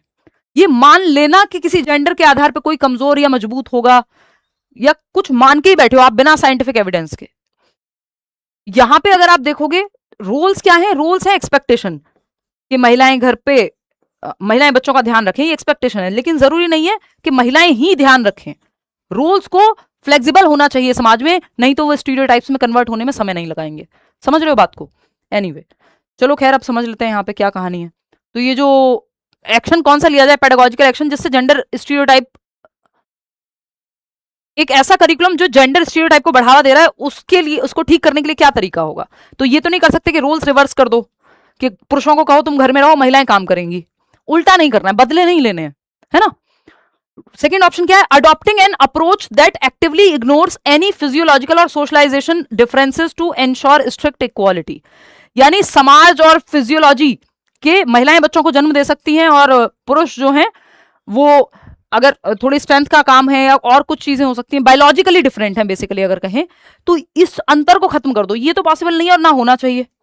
यहाँ पे इसका मतलब ये नहीं है जेंडर रोल फ्लेक्सिबिलिटी का, है ना, कि अगर शॉर्ट जो आपका शॉर्ट पुट होता है ना, उसको वही बोलते हैं गोला फेंक, तो उसमें आपका जो महिलाओं के लिए वेट है गोला फेंक का और पुरुषों के लिए वेट है, उसमें डिफरेंस होता है। अब ये इक्विटी है, यहाँ पे ये नहीं है कि आप ये कहो कि फिजियोलॉजिकली जो हमारे अंदर डिफरेंसेस हैं वो गलत हो गए।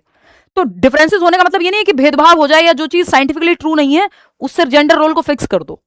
ठीक, एनीवे, थर्ड ऑप्शन देखिएगा, initiating critical dialogue with students regarding why EVS text books predominantly depict men as farmers and women as cooks. इस बात पे चर्चा करना कि ईवीएस की टेक्स्ट बुक में ऐसा क्यों लिखा हुआ है कि करिकुलम से दिमाग में बच्चे के अपने आप सेट ना हो जाए कि महिलाएं तो खाना बनाती हैं किचन में, और जो एड्स आते हैं कि कपड़े धोने वाले एड में सिर्फ महिलाएं हैं, तो फिर वो सलमान खान को भी लाया बीच में, घड़ी वड़ी जो भी कितने सारे तो आते हैं ना, वो टाइड वाइड जिसके भी एड में आते थे। ठीक, तो यहां पर आप ये डिस्कशन जब क्लासरूम में कराओगे तो क्या होगा, ये स्टीरियोटाइप नहीं बन पाएगा। ये जो हिडन करिकुलम कुछ चीजें इनडायरेक्टली मान ली जाती हैं वो खत्म हो जाएंगी। Providing special compensatory privileges and lowered academic benchmark exclusively for girls. लड़कियों का हो तुमको तो 20 नंबर पे पास कर देंगे, लड़के होंगे 30 नंबर पे। ये एक्सपेक्टेशन कम नहीं करनी है जेंडर के आधार पे, ऐसा यहाँ पे कुछ भी नहीं है। तो third option is the right answer. कितने लोग सही दे रहे थे जवाब? 51% लोग। चलिए, हिडन मतलब इनडायरेक्ट, हिडन का मतलब है इनडायरेक्ट, अप्रत्यक्ष रूप से। क्वेश्चन नंबर 10 देखिएगा। क्वेश्चन नंबर 10 क्या कहता है, इन अ प्रोग्रेसिव क्लासरूम, यानी चाइल्ड सेंटर्ड क्लासरूम है, assessment of learners during the process of teaching learning. एक प्रगतिशील कक्षा में या छात्र केंद्रित कक्षा में शिक्षण अधिगम प्रक्रिया के दौरान छात्रों का मूल्यांकन यानी उनका इवैल्यूएशन कैसे किया जाना चाहिए या आकलन कैसे किया जाना चाहिए, बताइएगा। Is not at all helpful in children's learning. नहीं भाई, मूल्यांकन हमें मदद करता है ये जानने में कि कितना सीखा है, कैसे सीखा है, कहां इंप्रूवमेंट की जरूरत है। ऐसा थोड़ी असेसमेंट की या जांचने की जरूरत ही नहीं है। सेकेंड ऑप्शन है, creates a hindrance in the process of children's learning.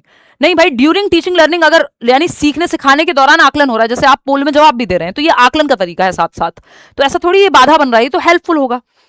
तो ये कोई बाधा नहीं है शिक्षण की प्रक्रिया में। थर्ड ऑप्शन है, is helpful in identifying high, low and non achievers for the purposes of giving feedback to the parents. देखो, बच्चे को लेबल करना, हाई रैंक, फर्स्ट सेकंड, ये वो नॉन अचीवर हैं, ये फेल होते हैं, है ना, या डी सेक्शन में सबसे खराब बच्चे होंगे, ये सब लेबलिंग नेगेटिव है। ये चाइल्ड सेंटर्ड तो बिल्कुल नहीं है। बच्चा सेंटर में होगा, बच्चा एक्टिव होगा, वो ऑप्शन सही है। Is very important, assessment for learning भी कह सकते हो कि ड्यूरिंग टीचिंग लर्निंग आपका आकलन हो रहा है, जैसे कि अभी हम साथ साथ चल रहे हैं। is very important since it gives insights into children's understanding and helps the teacher to reflect on her pedagogy.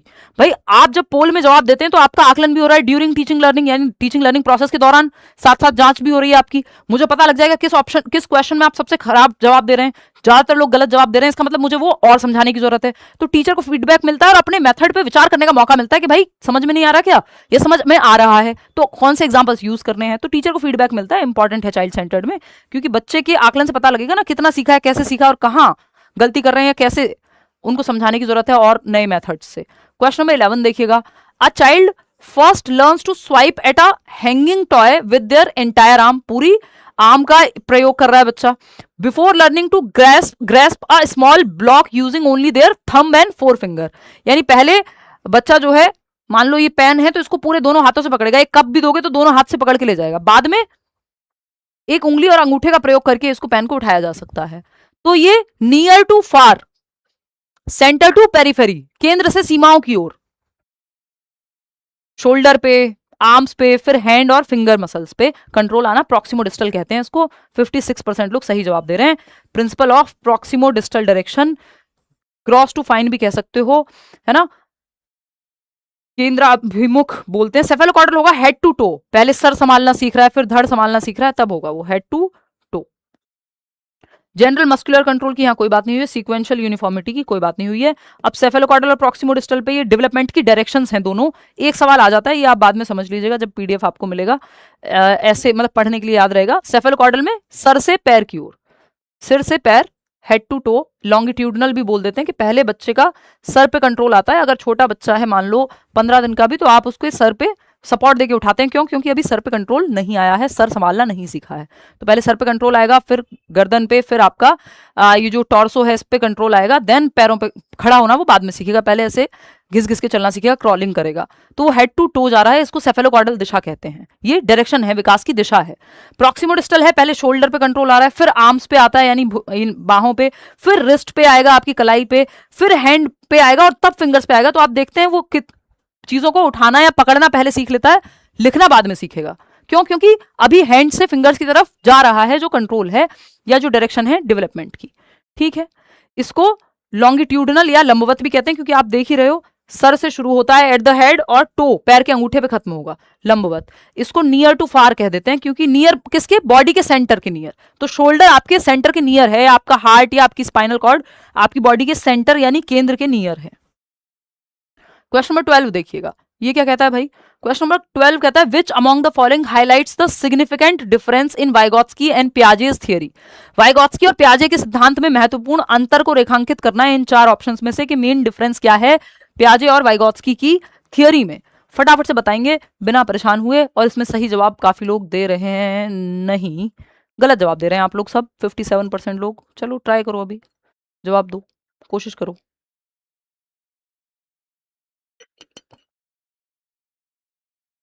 देखिएगा ये जानबूझ करके कंफ्यूजिंग बनाया गया है सवाल। देखिएगा which among the following highlights the significant difference, मुख्य अंतर किसमें? पियाजे और वाइगोत्स्की की थियरीज में। दोनों रचनावादी, इनमें समानताएं बहुत सारी हैं, ध्यान रखिएगा। पियाजे और वाइगोत्स्की में सिमिलैरिटीज, बहुत सारी चीजें कॉमन हैं। एक चीज बिल्कुल अलग है, वो है लैंग्वेज एंड थॉट पे उनका विचार। आते हैं, समझते हैं। Understanding that learning is a simple और कॉम्प्लेक्स प्रोसेस, दोनों में से जो भी हो, यह समझना कि अधिगम एक सरल या जटिल प्रक्रिया है। अब यहां पे ये मैटर ही नहीं करता कि सरल है कि जटिल है, क्योंकि यहां पे इन्होंने कह दिया है कि सरल जटिल what ever it is, but ये दोनों एक तरह से देखते हैं या नहीं? तो एक तरह से देखते हैं, लर्निंग को एक्टिव मानते हैं, बच्चे को एक्टिव मानते हैं, वो सीखने को एक्टिव मानेंगे क्योंकि रचनावादी हैं दोनों। Understanding children as active and passive learners, active माने चाहे पैसिव माने, बट सेम मानते हैं दोनों। तो इसमें भी कोई अंतर नहीं है भाई, सक्रिय निष्क्रिय दोनों लिखा हुआ है, कुछ एक तो लिखा नहीं है। इसका मतलब है कि दोनों की अंडरस्टैंडिंग सेम है, वॉट एवर इसमें जो भी सही हो, लेकिन दोनों सेम मानते हैं। The relationship between language and thought, ये बात एकदम पक्की है। जो रिश्ता है विचार और भाषा का, थॉट एंड लैंग्वेज का, उसमें दोनों बिल्कुल अलग सोचते हैं, अभी उस पर चर्चा करेंगे। भाषा और विचार के बीच में जो संबंध है, इस पे दोनों वेरी करते हैं या अलग मानते हैं, डिफरेंस है इसमें। The constructive objective role of children in the process of meaning making, भाई दोनों मानते हैं कि बच्चा एक्टिव है, मीनिंग मेकिंग अर्थ निर्माण करके सीखता है, एक्टिव रह करके सीखेगा। वाइगॉत्स्की समाज को ज्यादा महत्व देंगे, पियाजे एक्टिविटी को ज्यादा महत्व देंगे, लेकिन पियाजे भी सोशल समाज को महत्व देते हैं, ऐसा नहीं कि बिल्कुल नहीं देते, वो 4 फैक्टर्स में से आता है। लेकिन थॉट एंड लैंग्वेज पे ही बिल्कुल अलग समझते हैं। वाइगॉत्स्की बायोलॉजी को थोड़ा सा इग्नोर कर देते हैं, जेनेटिक्स को, पियाजे जेनेटिक्स को महत्वपूर्ण मानते हैं। ये यहाँ पे कुछ लिखा नहीं हुआ, जनरली जब सवाल आता है तो लैंग्वेज एंड थॉट में इनके बीच में जो रिलेशनशिप है उस पे आता है।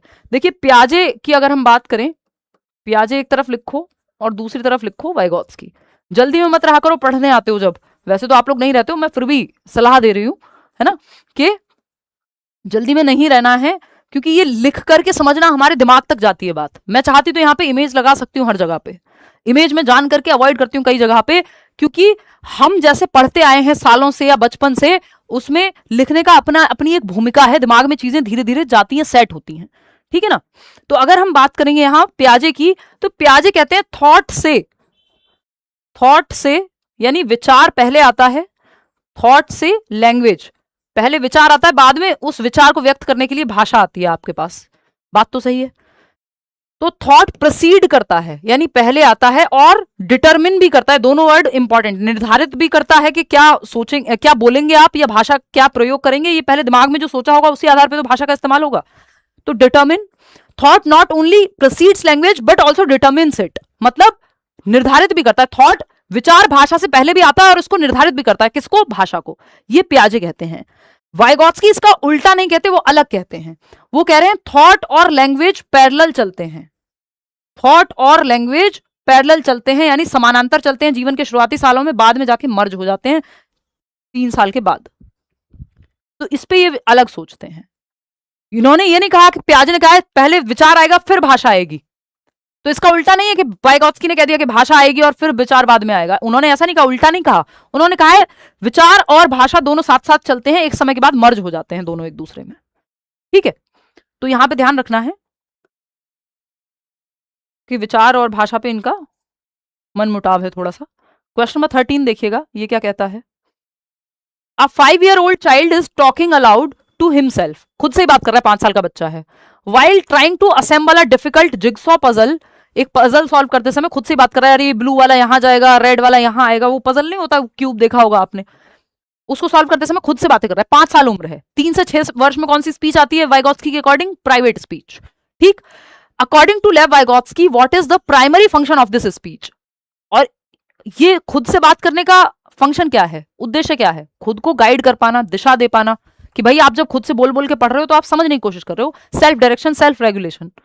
तो it is an expression of cognitive egocentrism, ये बात तो पियाजे कहते हैं ईगोसेंट्रिज्म की, वाइगॉत्स्की तो कहते नहीं ये बात, वो तो प्राइवेट स्पीच कह रहे हैं, निजवाक। It is a behavioural mechanism used to seek reinforcement, की बात होगी ही नहीं, ना पियाजे करेंगे ना वाइगॉत्स्की करेंगे। रीइंफोर्समेंट, रिवॉर्ड, पनिशमेंट, इनकी बातें नहीं करते पियाजे वाइगॉत्स्की, ये बिहेवियरिस्ट लोग करते हैं। स्किनर करेंगे इसकी बात कि गुड, वेरी गुड, शाबाश करके मोटिवेट करना है, वो कहेगा बच्चे, पियाजे वाइगॉत्स्की कहते हैं बच्चे अपने आप एक्टिव हैं, वो करके सीखते हैं। तो यहाँ पे रीइंफोर्समेंट की बात नहीं चल रही है। इट इज कॉग्निटिव टूल, ये पूरे सीटेड में आपके काम का नहीं है कुछ, बस लैंग्वेज सीखने में एक जगह पे आ जाता है। It is a cognitive tool use to plan, guide and monitor his own problem solving behaviour, वो खुद ही प्रॉब्लम सॉल्व करना सीख रहा है, एक संज्ञानात्मक व्यवहार है या उपकरण है, एक टूल है खुद से बात करना, जिससे वो खुद को डायरेक्शन दे पाएगा, ठीक। इसमें 81% लोग सही जवाब दे रहे हैं, इसका मतलब सही है। It is an attempt to vocalise abstract concept into zone of proximal development, फालतू की बातें हैं ये, आपको डिस्ट्रैक्ट करने के लिए ऑप्शंस हैं। थर्ड ऑप्शन ही एकमात्र सही ऑप्शन है। ये आप रिवीजन के लिए पिछली क्लास में हमने डिस्कस किया था। वाइगॉत्स्की ने 3 प्रकार की स्पीच बताई है। सोशल स्पीच यानी सामाजिक वाक, जब बच्चा दूसरों से बात करना सीख जाता है जन्म से 3 वर्ष के बीच में। प्राइवेट स्पीच, जब वो खुद से बोल बोल के बातें करता है, कोई गेम खेलते हुए खुद को दिशा देता है, जिसको पियाजे ने ईगोसेंट्रिक कहा है, अहम केंद्रित कहा है, ये 3 से 6 वर्ष या 7 वर्ष। इनर स्पीच जो है ये 7+ ईयर्स में आती है, जब आप खुद से मन में बातें करने लगते हैं, जब दूसरों से बातें करना सीखते हैं, सामाजिक वाक, सोशल स्पीच जन्म से 3 वर्ष या 2 वर्ष के आसपास आ जाती है। फिर प्राइवेट स्पीच 3 से 6 वर्ष, और 6+ या 7+ में साइलेंट इनर स्पीच आ जाती है, खुद से मन में बातें करना सीख जाता है, बाहर खुद से बातें कर रहा है बोल बोल के, तो प्राइवेट है ना। और लैंग्वेज एक बहुत बड़ा टूल है वाइगॉत्स्की के अकॉर्डिंग, सीखने में बहुत महत्वपूर्ण है। भाई लैंग्वेज के माध्यम से तो मैं और आप भी अभी सीख पा रहे हैं ना, ठीक है इतनी बात। चलिए फटाफट से बताइएगा, आज थोड़ी बोलने में दिक्कत है, मैं डेंटिस्ट के पास गई थी। देखना एक बार।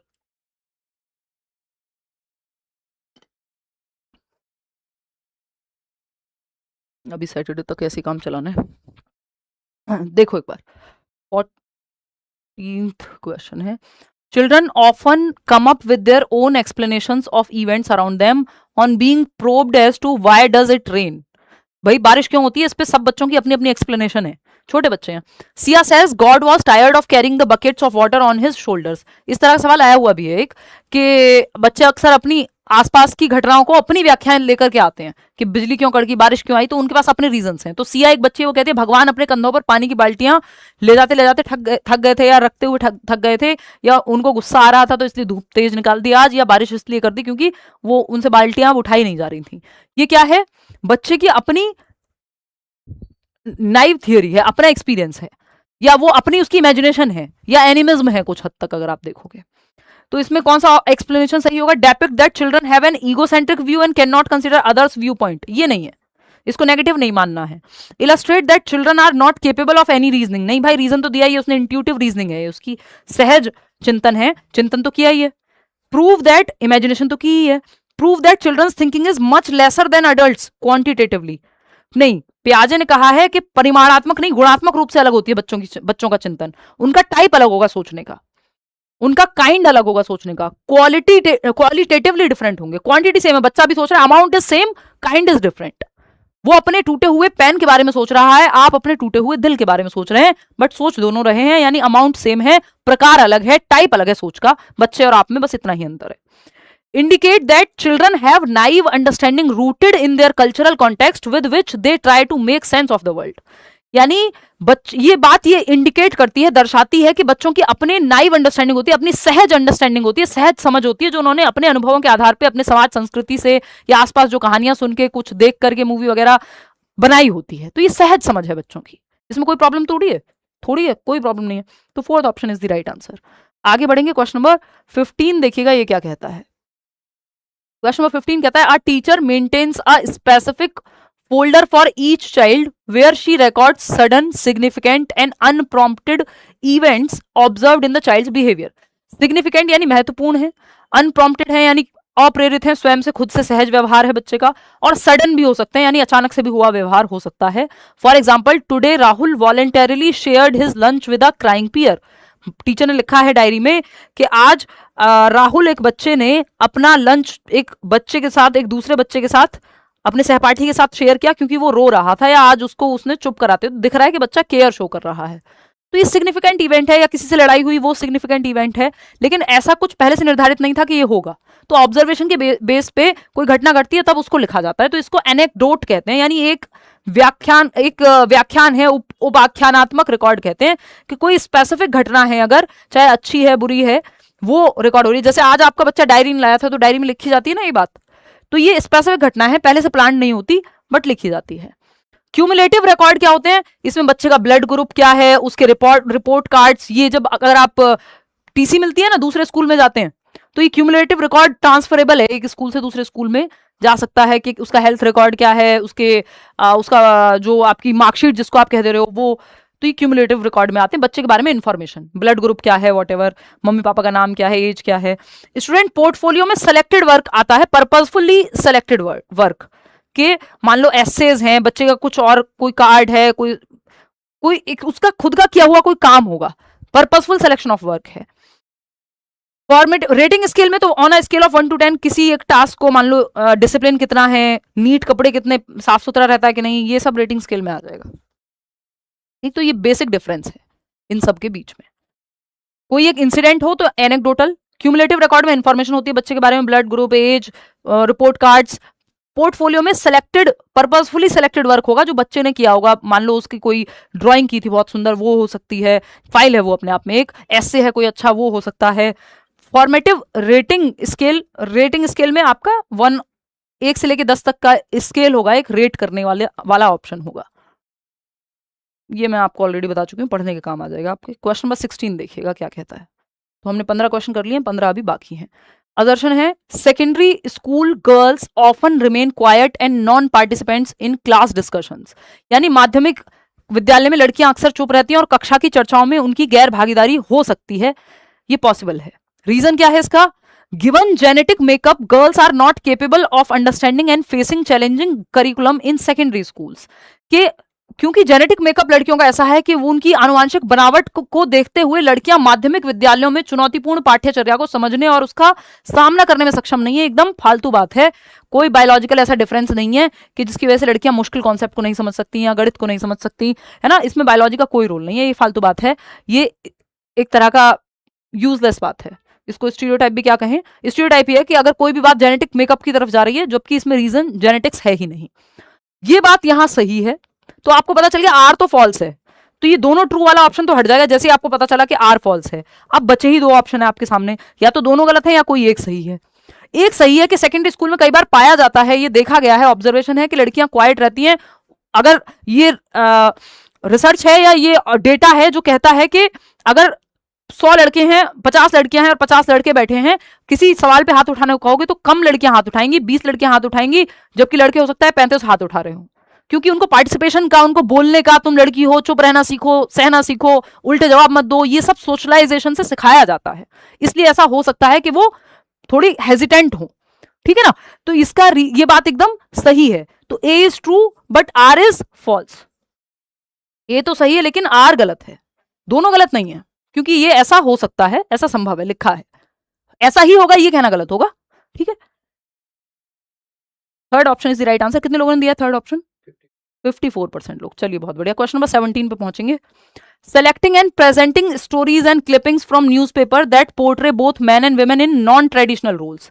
नॉन ट्रेडिशनल रोल्स मतलब लड़के हैं जो घर में मैन हैं जिनको खाना बनाते हुए दिखाया जा रहा है, विमेन हैं जिनको कोई एडवेंचरस काम, पहाड़ चढ़ते हुए, स्विमिंग करते हुए, वेट लिफ्टिंग करते हुए दिखाया जा रहा है।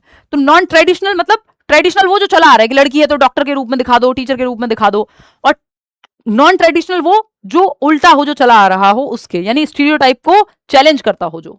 बात तो सही है। Roles is an effective strategy. एक बेहतर तरीका है कि नॉन ट्रेडिशनल रोल में जब आप दिखाओगे तो जेंडर रोल्स फ्लेक्सिबल होंगे कि भाई मम्मी भी घर में काम करेंगी और पापा भी घर में, मम्मी भी बाहर काम कर सकते हैं और पापा घर में भी कर सकते हैं, नॉर्मल बात है। फ्लेक्सिबिलिटी है, किसी की मर्जी, है ना। Promoting gender schema flexibility by challenging stereotypical roles. बिल्कुल सही बात है कि इससे स्टीरियोटाइप को चैलेंज किया जाएगा नॉन ट्रेडिशनल रोल्स में। जैसे मुझे ड्राइविंग पसंद है ना, कुछ 1.5 लाख के आसपास, 1.5 लाख किलोमीटर के आसपास लगभग सब मिला के सारी गाड़ियां मैंने चला ली होंगी, जिसमें से 1 लाख चला दी है, ठीक। तो अब, या बाइक बचपन से पसंद है चलाना, तो ये नॉन ट्रेडिशनल रोल का उदाहरण है ना। इससे जेंडर स्टीरियोटाइप की ड्राइविंग सिर्फ जो है, why should boys have all the fun, एक वो आता था ना स्कूटी का एड, वो इसलिए आता था क्योंकि नॉन ट्रेडिशनल जेंडर स्टीरियोटाइप को चैलेंज किया जा रहा है यहाँ पे। Facilitating gender constancy through exposure to diverse gender identities. यहाँ पे कोई डाइवर्स जेंडर आइडेंटिटी बात नहीं हुई, जेंडर रोल को स्ट्रेंथन कर रहे हैं, नहीं, फ्लेक्सिबल है तो जेंडर रोल जो है। प्रमोटिंग जेंडर न्यूट्रलिटी की भी यहाँ कोई बात नहीं हो रही। नॉन ट्रेडिशनल रोल में रोल्स रिवर्स करने की कई बार जरूरत पड़ती है, जो जहां फिक्स जेंडर स्टीरियोटाइप हो उसको चैलेंज करने के लिए। क्वेश्चन नंबर 18 देखिएगा, ये क्या कहता है, फटाफट समझेंगे। स्टेटमेंट है children's development is a direct result of unfolding of genetic codes. यानी बच्चों का विकास आनुवांशिक कोड के प्रकट होने का प्रत्यक्ष परिणाम है। ये मैच्योरिटी की डेफिनेशन या परिभाषा तो ठीक थी कि मैच्योरिटी की परिभाषा क्या है, परिपक्वता की unfolding of genetic characteristics. Congratulation for new car, Suraj कह रहे हैं, थैंक यू सूरज। देखिए ज्यादा नहीं, अभी बस 700 किलोमीटर चलाने का मौका मिला है। कितने दिन हुए हैं? 13 और 5 18, आज 18 है, 5 दिन में देखिएगा एक बार। एनीवे, तो माइग्रेन का ये फायदा, गाड़ी चलाने में ज्यादा दिक्कत नहीं है, ज्यादा क्लासेस लेने में दिक्कत है। एनीवे, देखो एक बार, तो मतलब उतना ठीक हो गया कि अभी गाड़ी चला सकती हूँ, पहले तो दिक्कत थी। Children's development is a direct result of unfolding of genetic codes. यानी बच्चों का विकास आनुवांशिक कोड के प्रकट होने का प्रत्यक्ष परिणाम है। नहीं भाई, इसमें एनवायरमेंट का भी तो रोल है, सिर्फ हेरिडिटी कैसे कह सकते हैं हम? ये तो गलत हो गया। जब ए गलत हो गया तो बोथ वाला तो ऑप्शन ही हट जाएगा, आपको बताया हुआ है। ये तो तीनों ही ऑप्शन हट गए, फिर बचा ही एक ऑप्शन। कई बार ऐसे आसान हो जाता है सवाल को तक के आंसर तक पहुंचना, खत्म बात। फिर भी आर चेक करेंगे। Childhood is a natural biological stage of development. नहीं भाई, एक मिनट, बोथ वाले, तीनों ऑप्शन बोथ वाले कैसे हो सकते हैं? अच्छा ओके, क्योंकि आर भी फॉल्स है ना। हाँ, तो इसमें ये दो ऑप्शन छोड़ के ये जो आर इज ट्रू वाले को हटा सकते हो, क्योंकि दोनों गलत हैं, तो फिर बोथ आर फॉल्स पे चले जाएंगे। बोथ आर फॉल्स, क्योंकि ये कह रहे हैं कि चाइल्डहुड बाल्यावस्था एक प्राकृतिक जैविक चरण है, जबकि अभी हमने पढ़ा है ये बायोलॉजिकल नहीं, सोशल स्टेज है, सामाजिक संरचना है। कितने लोगों ने बताया है इसमें बी ऑप्शन? देख, वाह, तो देख लेते ना पहले, तो फिर उसमें आया तो होगा डेटा 27 बी लो। हाँ, देखो, childhood is a natural biological stage, मत कहना चाइल्डहुड की एज को फिक्स किया गया है, लेकिन childhood is a social construct, ये ध्यान रखना है। चाइल्डहुड सामाजिक संरचना, समाज सबके लिए सेम नहीं ना चाइल्डहुड, इसलिए बायोलॉजिकल नहीं कहेंगे उसको, तो दोनों ही गलत हो गए। क्वेश्चन नंबर 19 देखना क्या कहता है। Which of the following statements creates the most accurate psychological distinction between mental retardation यानी intellectual disability and a specific learning disability यानी जिसको specific learning disability like dyscalculia, इनको LDs बोलते हैं, learning एक बार समझ लो दोनों में डिफरेंस क्या है, फिर आप ज्यादा बेहतर तरीके से आंसर कर पाओगे। MR यानी mentally retarded, और इधर लिखा है स्पेसिफिक लर्निंग डिसेबिलिटीज या लर्निंग डिसेबिलिटीज, ठीक है। इसमें जरूरी नहीं है कि इंटेलिजेंस में कोई दिक्कत हो, एवरेज इंटेलिजेंस यानी आईक्यू आपका 90 से 110 यानी एवरेज और अबव एवरेज आईक्यू में भी डिस्लेक्सिया डिस्कैल्कुलिया हो सकता है। यहां पे आईक्यू की प्रॉब्लम नहीं है, मेंटल रिटार्डेशन नहीं है। मेंटल रिटार्डेशन होता है थोड़ा, अगर आप आईक्यू के टर्म्स में देखेंगे, जो लोग आईक्यू आईक्यू के टर्म्स में अगर हम देखेंगे, अभी कुछ तो कमेंट कर रहा है कोई बीच में, अभी देखूंगी। अच्छा ठीक है,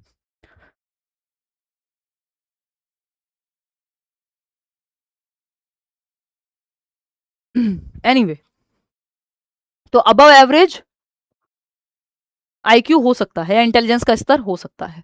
अगर इसको आईक्यू के टर्म में समझेंगे तो ज्यादा आसानी से समझ में आएगा। अगर बिलो 70 है किसी का आईक्यू, बॉर्डर लाइन होता है 70, बिलो 70 अगर आईक्यू है 70 से कम, तो फिर एमआर की तरफ चले जाएगा व्यक्ति। एलडीज में आईक्यू प्रॉब्लम नहीं है, आईक्यू हो सकता है 90 से 110 हो, एवरेज आईक्यू हो, या इससे ज्यादा भी हो सकता है, लेकिन फिर भी हो सकता है क्योंकि इनकी न्यूरो डेवलपमेंटल वायरिंग जो है, न्यूरोलॉजिकल वायरिंग जो है, आपको बी ऐसा दिखता है, इनको बी ऐसा दिखता हो, बचपन में तो खैर कई लोगों को ऐसा ही दिखता है, बी और डी में कंफ्यूजन होती है, या आपको ए ऐसा दिखता है, इनको ए ऐसा दिखता हो। न्यूरो डेवलपमेंटल डिसऑर्डर है, न्यूरॉन्स जो न्यूरोलॉजिकली वायरिंग डिफरेंट है, प्रोसेसिंग डिफरेंट होती है, जिसमें डिसलेक्सिया, डिस्कैल्कुलिया, डिस्ग्रेफिया, है ना, ये सब आ जाते हैं। तो ये मेंटली रिटार्डेड का केस नहीं है। तो मेंटल रिटार्डेशन और स्पेसिफिक लर्निंग डिसेबिलिटी एलडी जो बोलते हैं, लर्निंग डिसेबिलिटी टर्म दिया है सैमुअल किर्क ने 1960s में।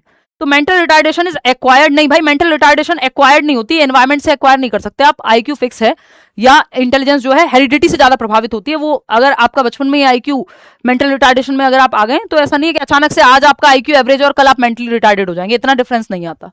तो ये एनवायरमेंट से नहीं, ये हेरिडिटी से ज्यादा प्रभावित होता है जो आपका मेंटल रिटार्डेशन है। Mental retardation affects IQ, whereas SLD यानी specific learning disability involves a specific neurological processing deficit in children with average और अबव एवरेज आईक्यू, ये पॉसिबल है। Mental retardation can be completely cured, नहीं भाई, mental retardation को आप IQ थोड़ी बढ़ा दोगे किसी का, एसएलडी को लाइफ लॉन्ग परमानेंट कंडीशन है। देखिए, लर्निंग डिसेबिलिटी को भी पूरी तरह से ठीक नहीं कर सकते, लेकिन मैनेजेबल है, ठीक है ना। डिसलेक्सिया अगर किसी को है तो ऐसा नहीं कल खत्म हो जाएगा, उसको डील करने का तरीका आ जाएगा बस। और मेंटल रिटार्डेशन तो कतई आप ठीक नहीं कर सकते, उसको कैसे ठीक करोगे, तरीकों से मैनेज कर सकते हो, but you can not cure mental retardation. IQ थोड़ी बढ़ा दोगे, कितना आईक्यू बढ़ाओगे, थोड़ा इंपैक्ट आएगा, ऐसा नहीं हो सकता ना 70 से 140 हो जाएगा। या जैसे 25 आईक्यू है अगर किसी का, तो वो अपना भी ध्यान नहीं रख सकता, उसको एक बंदा चाहिए उसका ध्यान रखने के लिए।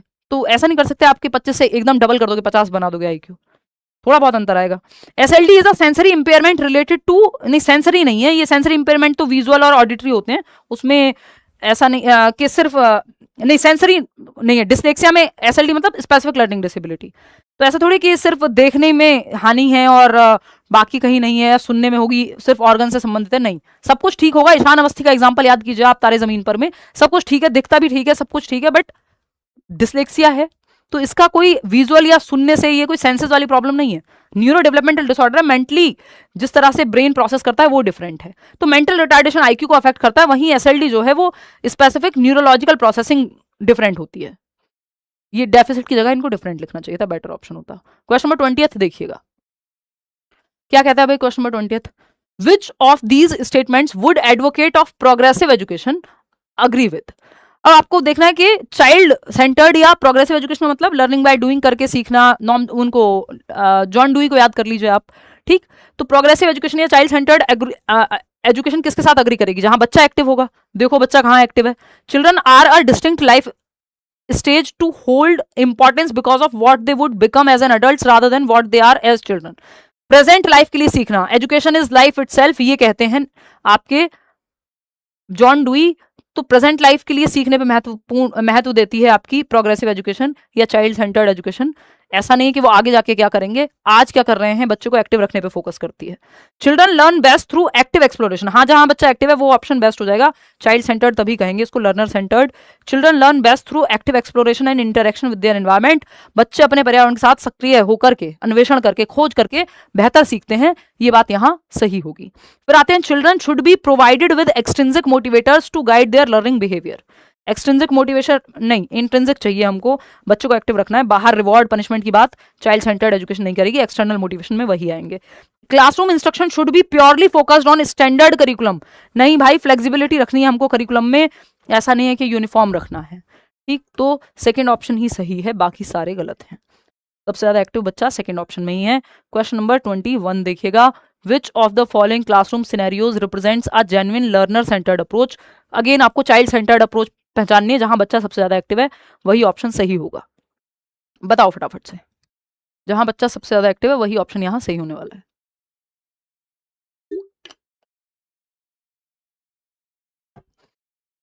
कोई पूछ रहा है कि क्लास क्या रोज होती है इस समय? बस रोज ही नहीं हो पा रही है, एक समय पे या बहुत सालों तक रोज होती थी। पिछले 2 सालों में जो है थोड़ा रोज होने की समस्या आ रही है, यूट्यूब पे बैच में तो होती है।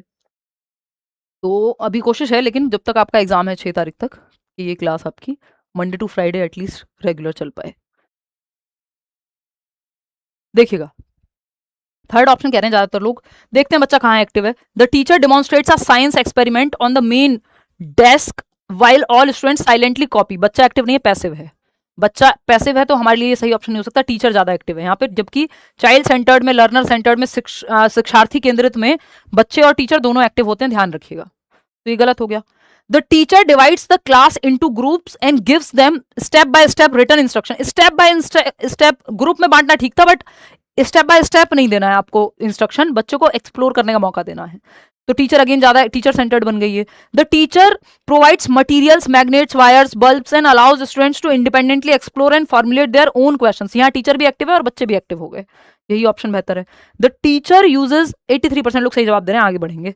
The teacher uses a colourful power point presentation to deliver a highly interactive lecture on the solar system. अब आप ये बताओ, पीपीटी भी अच्छी बात है, कलरफुल पीपीटी बहुत बढ़िया बात है, लेकिन कलरफुल पीपीटी में टीचर ज्यादा एक्टिव है।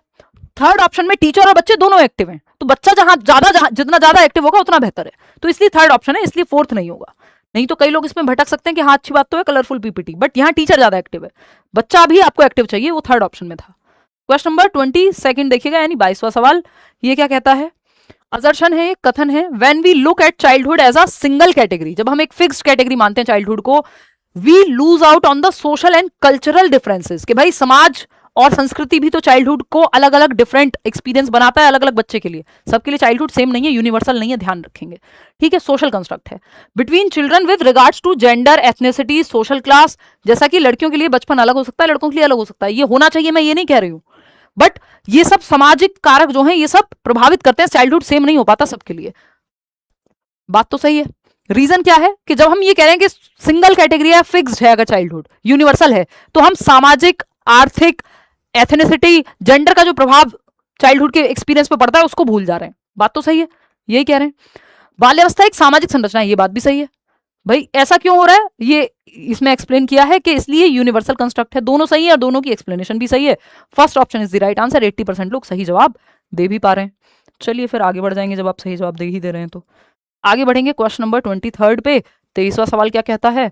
A teacher wants to shift her primary students from extrinsic motivation to intrinsic, यानी एक्सटर्नल मोटिवेशन, रिवॉर्ड, पनिशमेंट से इंटरनल मोटिवेशन, यानी learning for the sake of learning, internal motivation जिसका reason बाहर ना हो, कि आपको कोई काम पसंद है इसलिए बच्चा गिटार बजा रहा है, उसको लैंग्वेज सीखना पसंद है तो कोई लैंग्वेज सीख रहा है अपने पसंद की, है ना, तो उसमें रीजन बाहर नहीं है कि रिवॉर्ड मिलेगा, पनिशमेंट मिलेगा, फर्स्ट प्राइज मिलेगा, ये सब एक्सटर्नल मोटिवेशन है। तो एक्सटर्नल से इंटरनल पे लाने की कोशिश कर रहे हो आप, दोनों इंटर रिलेटेड होते हैं या कई बार मिक्सअप हो जाते हैं। तो यहाँ पे आपको देखना है इंटरनल मतलब जहां रीजन बाहर ना हो, तो आप देखो किस ऑप्शन में रीजन बाहर नहीं है। If you solve this math puzzle I will put a gold star on your chart, तो रीजन एक्सटर्नल है। इंटरनल रीजन चाहिए तब जाके इंटरनल मोटिवेशन पे शिफ्ट हो गया आप। स्टार की बात हो रही है चार्ट पे, तो ये एक्सटर्नल बाहरी रीजन है, बाह्य अभिप्रेरणा है। You are a naturally gifted genius, you are smarter than everyone else, दूसरों से स्मार्ट हो भाई आपको दूसरों से स्मार्ट होना है या खुद से स्मार्ट होना है? तो कंपैरिजन करना एक्सटर्नल है, इसमें भी रीजन बाहर दूसरे हैं, रीजन दूसरे हैं, एक्सटर्नल है, तो ये भी सही नहीं है, रीजन इंटरनल चाहिए। I see you used 3 different strategies to figure out this difficult problem. Your persistence really helped you understand it. भाई आपने कहा किसी बच्चों को कि मैंने देखा तुमने 3 अलग अलग तरीके अपनाए इस समस्या को, इस जटिल समस्या को समझने के लिए, तो कि लगे रहने से काम बन जाता है, अगर आप इस पे लगे रहोगे तो समझ में आएगा। इसका रीजन कहीं बाहर नहीं है, इसमें समझना सीखना रीजन है, इंटरनल है, ये सही है। लुक एट राहुल ड्राइंग, के राहुल की ड्राइंग देखो, तुमको राहुल से ज्यादा मेहनत करनी है, ये ज्यादातर माँ बाप और टीचर्स यही करते हैं, दूसरों से बेहतर बनना है तुमको, शर्मा जी के बेटे से, वर्मा जी के बेटे से, फिर जो वो कर सकता था उसकी यूनिक एबिलिटी छिप ही जाती है। तो थर्ड ऑप्शन यहाँ इंटरनल मोटिवेशन की तरफ लेकर के जाएगा। क्वेश्चन नंबर 24 देखिएगा, widely held beliefs about typified characteristics, ध्यान से पढ़िएगा, ये आता है सवाल, एज इट इज भी आ जाता है कई बार।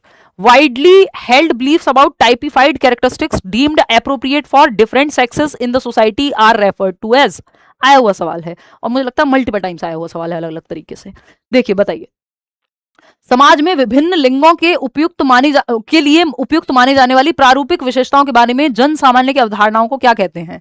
यानी ट्रेडिशनली जो टाइपिफाइड, यानी टाइप कर दिए गए हैं, महिलाएं ये करेंगी, पुरुष ये करेंगे, तो ये टाइप कर दिए हैं, टाइपिफाइड कैरेक्टरिस्टिक हैं जो सेक्सेस के साथ जोड़ दिए गए हैं। यानी मेल सेक्स क्या है, एक बायोलॉजिकल कंस्ट्रक्ट है, जेंडर एक सोशल कंस्ट्रक्ट है, समाज के द्वारा निर्मित है, तो ये स्टीरियोटाइप कहलाएगा। टाइपिफाइड लिखा है क्योंकि टाइपिफाइड की बात हो गई, तो ये डिस्क्रिमिनेशन नहीं है, डिस्क्रिमिनेशन तो स्टीरियोटाइप में जनरली होता ही है, डिस्क्रिमिनेशन तो किसी के भी प्रति हो सकता है, मेल और फीमेल दोनों में से किसी के भी प्रति, लेकिन जो समाज में ऑलरेडी चलता आ रहा है सोसाइटी में, इसका मतलब वो ट्रेडिशनल है, वो स्टीरियोटाइप है, जो चला आ रहा है, रूढ़िबद्धताएं हैं। आइडेंटिटी तो आप खुद को कैसे देखते हैं, मेल के रूप में देखते हैं, फीमेल के रूप में देखते हैं। रोल जो एक्सपेक्टेशंस है, अगर यहाँ एक्सपेक्टेशन लिखा होता तो रोल्स हो सकता था, लेकिन एक्सपेक्टेशन के साथ भी समाज जोड़ देगा तो फिर अगेन वो स्टीरियोटाइप बन जाएगा। तो fourth option is the right answer. देखो स्टीरियोटाइप और बायस में से एक ही ऑप्शन मिलता है, क्योंकि लगभग आपका एग्जाम दोनों को एक ही तरह से ट्रीट करता है। हालांकि बायसनेस यानी झुकाव किसी भी एक तरफ हो सकता है, स्टीरियोटाइप का मतलब है जो चला आ रहा है समाज में, इसमें भी बायसनेस होती ही है कुछ हद तक, ठीक। तो जनरली आपको पेपर में स्टीरियोटाइप या तो मिलता है या फिर बायस मिलता है, दोनों सेम पर्पस को फुलफिल कर देते हैं। क्या अंतर है मैंने आपको बताया बहुत शॉर्ट में। क्वेश्चन नंबर 25 देखिएगा, zone of proximal development, ZPD का क्या मतलब है, ये पूछा है हमसे। निकटस्थ विकास का क्षेत्र, ZPD आपको पता है, वाइगॉट्स्की याद कीजिए, खुद से जवाब दीजिए। अब मैं थोड़ा दांत की वजह से बोलने में थोड़ी तकलीफ हो रही है, हो सकता है कल फिर से न जाना पड़े, इस पे कुछ कराना पड़ेगा। देखिएगा 73% लोग सही जवाब दे रहे हैं, 79% लोग, वाओ वेरी नाइस।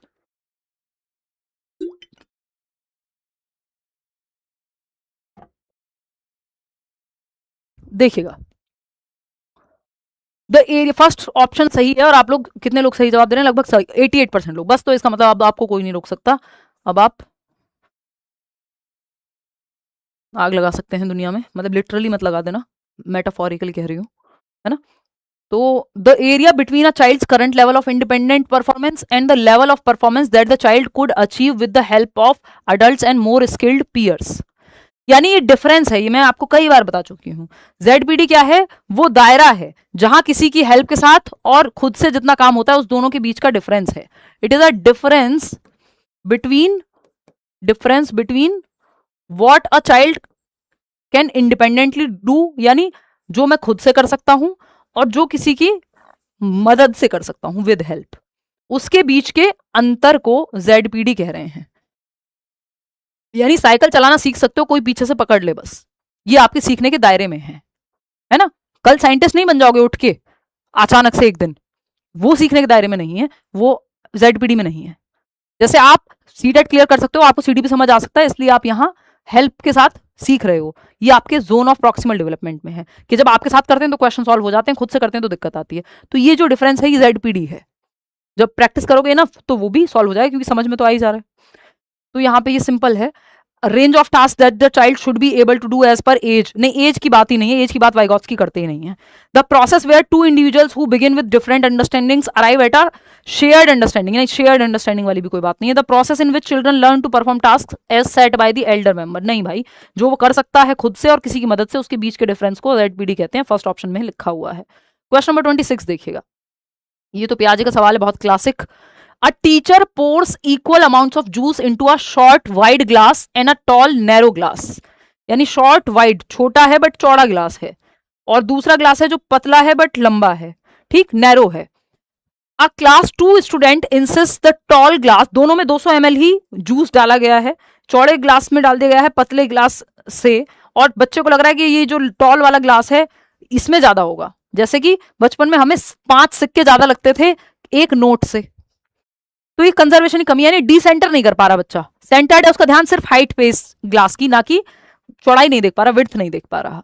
तो विच कॉग्निटिव लिमिटेशन, लिमिटेशन कौन सी है, सेंट्रेशन लिमिटेशन है, ध्यान रखिएगा हमेशा कि सेंट्रेशन एबिलिटी टू कॉन्सेंट्रेट भी लिख देता है कई बार, या इनएबिलिटी टू डिसेंटर, यानी अलग अलग पहलू से नहीं देख पा रहा, सेंटर्ड है ध्यान, केंद्रित है ध्यान, फोकस्ड है ध्यान एक ही चीज पे, तो ये फोकस खराब है, ये वो वाला फोकस नहीं है कि आप कॉन्सेंट्रेट कर पा रहे हो एक ही जगह पे, वो बहुत अच्छी बात नहीं है क्योंकि आपको बाकी पहलू भी देखने हैं। Object permanence, deductive reasoning, hypothetical, deductive का कोई यहाँ मतलब बनता ही नहीं है। कितने लोग, 76% लोग सही जवाब दे रहे हैं, आगे बढ़ेंगे। क्वेश्चन नंबर 27 देखिएगा क्या कहता है, अजर्शन और रीजन वाला सवाल है, 2-3 सवाल और हैं। अजर्शन कहता है Lokesh has trouble with classifying one concept Delhi as a subset of another, यानी ये कॉन्सेप्ट है इंडिया, इसका सबसेट है दिल्ली, है ना, तो भाई भारत में आती है ना दिल्ली, यानी इंडिया के अंदर दिल्ली है, ये समझने में बच्चों को दिक्कत हो रही है। रीजन क्या है इसका, अंडरस्टैंडिंग, क्लासिफाई करने में दिक्कत हो रही है basically, understanding how emotions affect memory and learning can lead to self regulated learning. Reason में बता रहे हैं कि ये बात तो सही है ना इतनी, कि Lokesh has trouble with classifying one concept Delhi as a subset of another, ऐसा संभव है कि लोकेश एक बच्चा है जिसको दिल्ली इंडिया का पार्ट है ये समझने में, इसका छोटा रूप है, ये सबसेट है बेसिकली, ये समझने में दिक्कत हो रही है, इंडिया के अंदर आता है ये समझने में दिक्कत हो रही हो सकती है बच्चे को। इसका रीजन क्या है, ये स्टेटमेंट दूसरा पढ़ो, understanding how emotions affect memory, अगर आप बहुत स्ट्रेस में है तो आपकी मेमोरी या याददाश्त भी प्रभावित हो सकती है, ये आपने कभी देखा होगा, एक्सपीरियंस किया होगा। And learning can lead to self regulated learning, और अगर आप इमोशंस को समझते हैं तो आप कैसे खुद को दिशा दे सकते हैं, जब आपका मूड अच्छा है तो ज्यादा पढ़ लो, है ना, जब ये बातें, दोनों बातें सही है।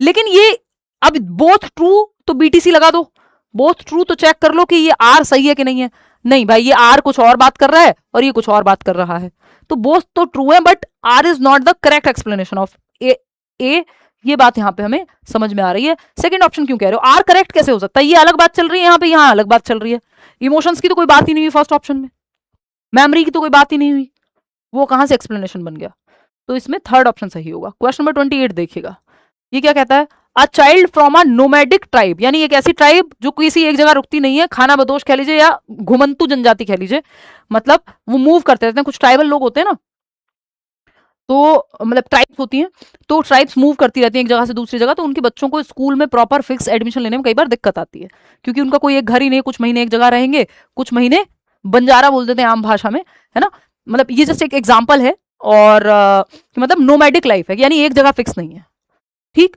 तो एनरोल्स इन अ स्कूल, अब 10 साल की उम्र में अचानक से बच्चा आता है जो एक ट्राइब से आता है, नोमैडिक ट्राइब से आता है, जो घुमंतु है, एक जगह से दूसरी जगह मूव करते रहते हैं, तो किसी एक फिक्स स्कूल में एडमिशन नहीं हो पाया।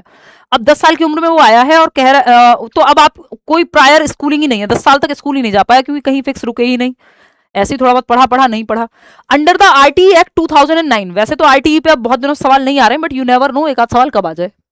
तो राइट टू एजुकेशन एक्ट कहता है 6 से 14 वर्ष के बच्चों को फ्री एंड कंपलसरी एजुकेशन मिलनी चाहिए, 1 अप्रैल 2010 से लागू हुआ था। फ्री एंड कंपलसरी यानी निःशुल्क एवं अनिवार्य शिक्षा, तो आप किसी भी आधार पे बच्चों को एडमिशन देने से मना नहीं कर सकते। 6 से 14 वर्ष के अंदर आता है यानी 10 साल का बच्चा है ना, 6 साल का बच्चा पहली कक्षा में आता है, फिर 7 में आप कहेंगे जी दूसरी में आ जाएगा, 8 में आप कहेंगे जी तीसरी में आ जाएगा, 8-9 के बीच में ही होगा चौथी, तो आप कहेंगे उसको क्लास अप्रोप्रिएट 5वीं क्लास में एडमिशन मिल जाए, या एज अप्रोप्रिएट क्लास में आपको एडमिशन देना है, और स्पेशल कोर्स जो भी आप करा सकते हो, ब्रिज क्लासेस, एक्स्ट्रा क्लासेस, वो आपको करानी है बच्चे को। ऐसा नहीं है कि आप कहोगे अब तुम्हें पहली कक्षा में एडमिशन लेना क्योंकि तुम पहले स्कूल ही नहीं गए हो, इस आधार पे आप बच्चे को मना नहीं कर सकते। तो age appropriate class, age appropriate way में होमोजीनियस बनाती है आपका आरटीई एक्ट, ये कहता है कि एज जो एज है बच्चे की उसके अकॉर्डिंग उस क्लास में उसको एडमिशन करा दो और एक्स्ट्रा हेल्प दो, बाकी कुछ और यहाँ बचेगा ही नहीं। चलिए खैर क्वेश्चन नंबर 29 पे आते हैं, प्याजे पे सवाल है। While Piaget views children as dash, Vygotsky views children as dash, जहां पियाजे बच्चों को क्या देखते हैं, एक्टिव इन मैनिपुलेटिंग आइडियाज। हाँ, वाइगॉत्स्की पैसिव मानते हैं, नहीं भाई ये तो गलत हो गया, वाइगॉत्स्की भी तो एक्टिव ही मानते हैं। Active in manipulating ideas, yes पियाजे कहते हैं। एक्टिव इन सोशल कॉन्टेक्स्ट, सामाजिक संदर्भों में एक्टिव है, हाँ ये वाइगॉत्स्की कहते हैं। ये दोनों बातें साथ जा रही हैं इनके। फिर भी बाकी ऑप्शन देखेंगे, पैसिव तो दोनों में से कोई नहीं कहता। एक्टिव इन सोशल कॉन्टेक्स्ट ये सही है, लेकिन शुरुआत वाली बात गलत हो गई, पैसिव नहीं है बच्चा, ना पियाजे के अकॉर्डिंग ना वाइगॉत्स्की के अकॉर्डिंग। ये पैसिव वाले ऑप्शन तो दोनों पहले ही हटा लो, समझ में आ जाएगा कि सिर्फ इवन यहाँ पे भी पैसिव है तो ये भी हटा लो। एक ही ऑप्शन बचता है कि विचारों के हेरफेर कह लीजिए या फिर उन पे प्रतिक्रिया कर पाता है बच्चा। चलिए खैर 30th सवाल पे चलते हैं, आखिरी सवाल आज का। ये क्या कहता है, to teach the concept of fractions a teacher working in an agrarian tribal community. Fraction का कॉन्सेप्ट आप सबने पढ़ा होगा बचपन में कि भाई ये मान लो एक सर्कल बनाया गया है, एक रोटी है, उसके 4 भाग कर दो तो ये 1/4 है ना। ये ऐसे आपको समझ में आता है, ये पूरा जो है 1/2 हो गया, हाफ हो गया, है ना। तो ऐसे हमने फ्रैक्शन सीखे हैं, भिन्न जिसको कहते हैं। तो एक टीचर जो एग्रेरियन ट्राइबल कम्युनिटी को पढ़ा रहा है, या बच्चे हैं उसमें, यानी कृषि आदिवासी समुदाय से आने वाले बच्चे हैं, जो ट्राइबल, जिनको बहुत सिटी में नहीं रह रहे हैं, जो या जिनको पिज्जा और बर्गर का बहुत ज्यादा कॉन्सेप्ट उनके आम जीवन में नहीं है। जैसे मैं आपको इंडिया छोड़ के अमेरिका का एग्जाम्पल देने लगूं तो उसका बहुत ज्यादा सेंस नहीं बनेगा, क्योंकि वो आपके जीवन से नहीं जुड़ रहा, और बच्चे को उसके जीवन से जुड़े हुए एग्जाम्पल्स देने होते हैं। ठीक है, तो अगर हम देखें यहां पर, तो cakes and instead uses the division of agricultural land and distribution of harvested. तो एग्रीकल्चर लैंड कैसे डिवाइड होती है, क्योंकि कृषि के बैकग्राउंड से आ रहे हैं बच्चे, ठीक है ना, कि भाई गेहूं कैसे अगर उगता है तो कैसे आपस में फैमिली मेंबर्स में कैसे बंटता है खाना, इससे भिन्न सिखा रहे हो, यानी उसके जीवन से जोड़ करके। तो ये एग्जांपल किसका है, diluting the curriculum standards, standard कम कर रहे हो करिकुलम का, नहीं भाई कॉन्सेप्ट समझ में आना चाहिए, उदाहरण क्या है उससे मैटर नहीं करता, उदाहरण रियल लाइफ से जुड़ा होना चाहिए, वास्तविक जीवन से, नहीं तो रट्टाफिकेशन हो जाएगा। मीनिंगफुल होना चाहिए, contextualization, contextualizing the learning process by using local socio cultural knowledge, स्थानीय जानकारी का इस्तेमाल कर रहे हो उसके वास्तविक जीवन से जुड़ी हुई, यानी संदर्भ में सिखाना बेस्ट होता है। ये कॉन्टेक्चुअलाइजिंग वर्ड अपने आप में बहुत पॉजिटिव है, ध्यान रखेंगे। रोट मेमोरी नहीं भाई, एनसीएफ को वायलेट करना, एनसीएफ तो खुद कहता है कि रियल लाइफ से जोड़ो। तो सेकंड ऑप्शन ही यहाँ पे सही है। आउट ऑफ 30 क्वेश्चंस कितने आपने ठीक किए वो आप बताएंगे। ये बैचेस हैं करियर विल ऐप पर, आप एनरोल कर सकते हैं। इवन पेडागोजी स्पेशल में, अगर पेडागोजी आपको किसी भी एग्जाम के लिए डिटेल में जाननी है तो आप उसमें एनरोल कर सकते हैं। लाइक शेयर सब्सक्राइब कर देंगे अगर सेशन पसंद आया होगा। इसका पीडीएफ आपको कल मिल जाएगा answer marked Telegram channel let's learn squad पर। आउट ऑफ 30 क्वेश्चंस कितने ठीक हुए हैं वो आप अब मुझे बताएंगे, और मैं आपके 2-4 सवाल लूंगी और फिर हम छुट्टी करेंगे। आप अपने घर जाएंगे और मैं अपने घर, हम दोनों अपने अपने घरों में हैं, लेकिन ये कहते हुए अच्छा लगता है, फील आती है जैसे हम आमने सामने बैठे हों। एनीवे देना जरा एक बार कुछ कमेंट्स देख लेती हूँ फटाफट। बहुत बढ़िया, 27-29 कैसा लगा सेशन ये बताओ। लास्ट के 10-15 क्वेश्चन तो हमने स्पीड ठीक लिए। मैम क्वेश्चन 16 का फर्स्ट स्टेटमेंट गलत है शायद, अभी चेक कर लेते हैं। Ma'am when will the classes start in super TET batch, please tell me, I am waiting for your classes. हाँ सौम्या 1-2 दिन में शुरू कर देंगे, सुपर टेट के बैच में भी क्लास है ना, सुपर टेट के बैच में भी 1-2 दिन में शुरू कर देंगे। सी टेट का सिलेबस खत्म हो गया है तो वो वाले बैच से मैं फ्री हो गई हूँ, बस अब शुरू कर देंगे। इतने बाकी टीचर्स की क्लासेस तो चल ही रही हैं सुपर टेट में, वो आप देख लो। अरे अरे ये मैंने इसको बंद ही कर दिया, 1 मिनट रुकना। 16th क्वेश्चन कोई पूछ रहा था, 16th question, okay 16th question होना चाहिए कहीं 20th स्लाइड पे। हाँ चलो आगे बढ़ेंगे, देख लो। पहले स्टेटमेंट में किसी को दिक्कत थी, पहले ऑप्शन में बेसिकली, ये देखो secondary school girls and remain quite. अच्छा नहीं नहीं, ऐसा होता है कई बार, ऐसा होता है कई बार कि सेकेंडरी स्कूल गर्ल्स ऑफन, ये देखा गया है, ये डेटा कहता है, ये मैं नहीं कह रही हूँ। Given genetic makeup girls are not capable, ये गलत है। तो इसमें ए तो ट्रू है, आर फॉल्स है ना, ए तो ट्रू है, आर फॉल्स है। अक्सर ऐसा देखा जाता है कि अगर आप दोनों के कंपैरिजन में देखोगे तो ये होता है। ठीक है चलिए, पुराने मैराथन देख सकते हो आप सारे, सब काम किए हैं, अभी सिलेबस चेंज नहीं हुआ है ना। चलिए फिर हम कल मिलते हैं, कीवर्ड्स करेंगे पॉजिटिव नेगेटिव। ठीक है, रेगुलर क्लास करना, हाँ मेरी पूरी कोशिश है भाई। ठीक है चलिए, take care, bye bye, see you tomorrow, bye. 9:15 बजे रात को।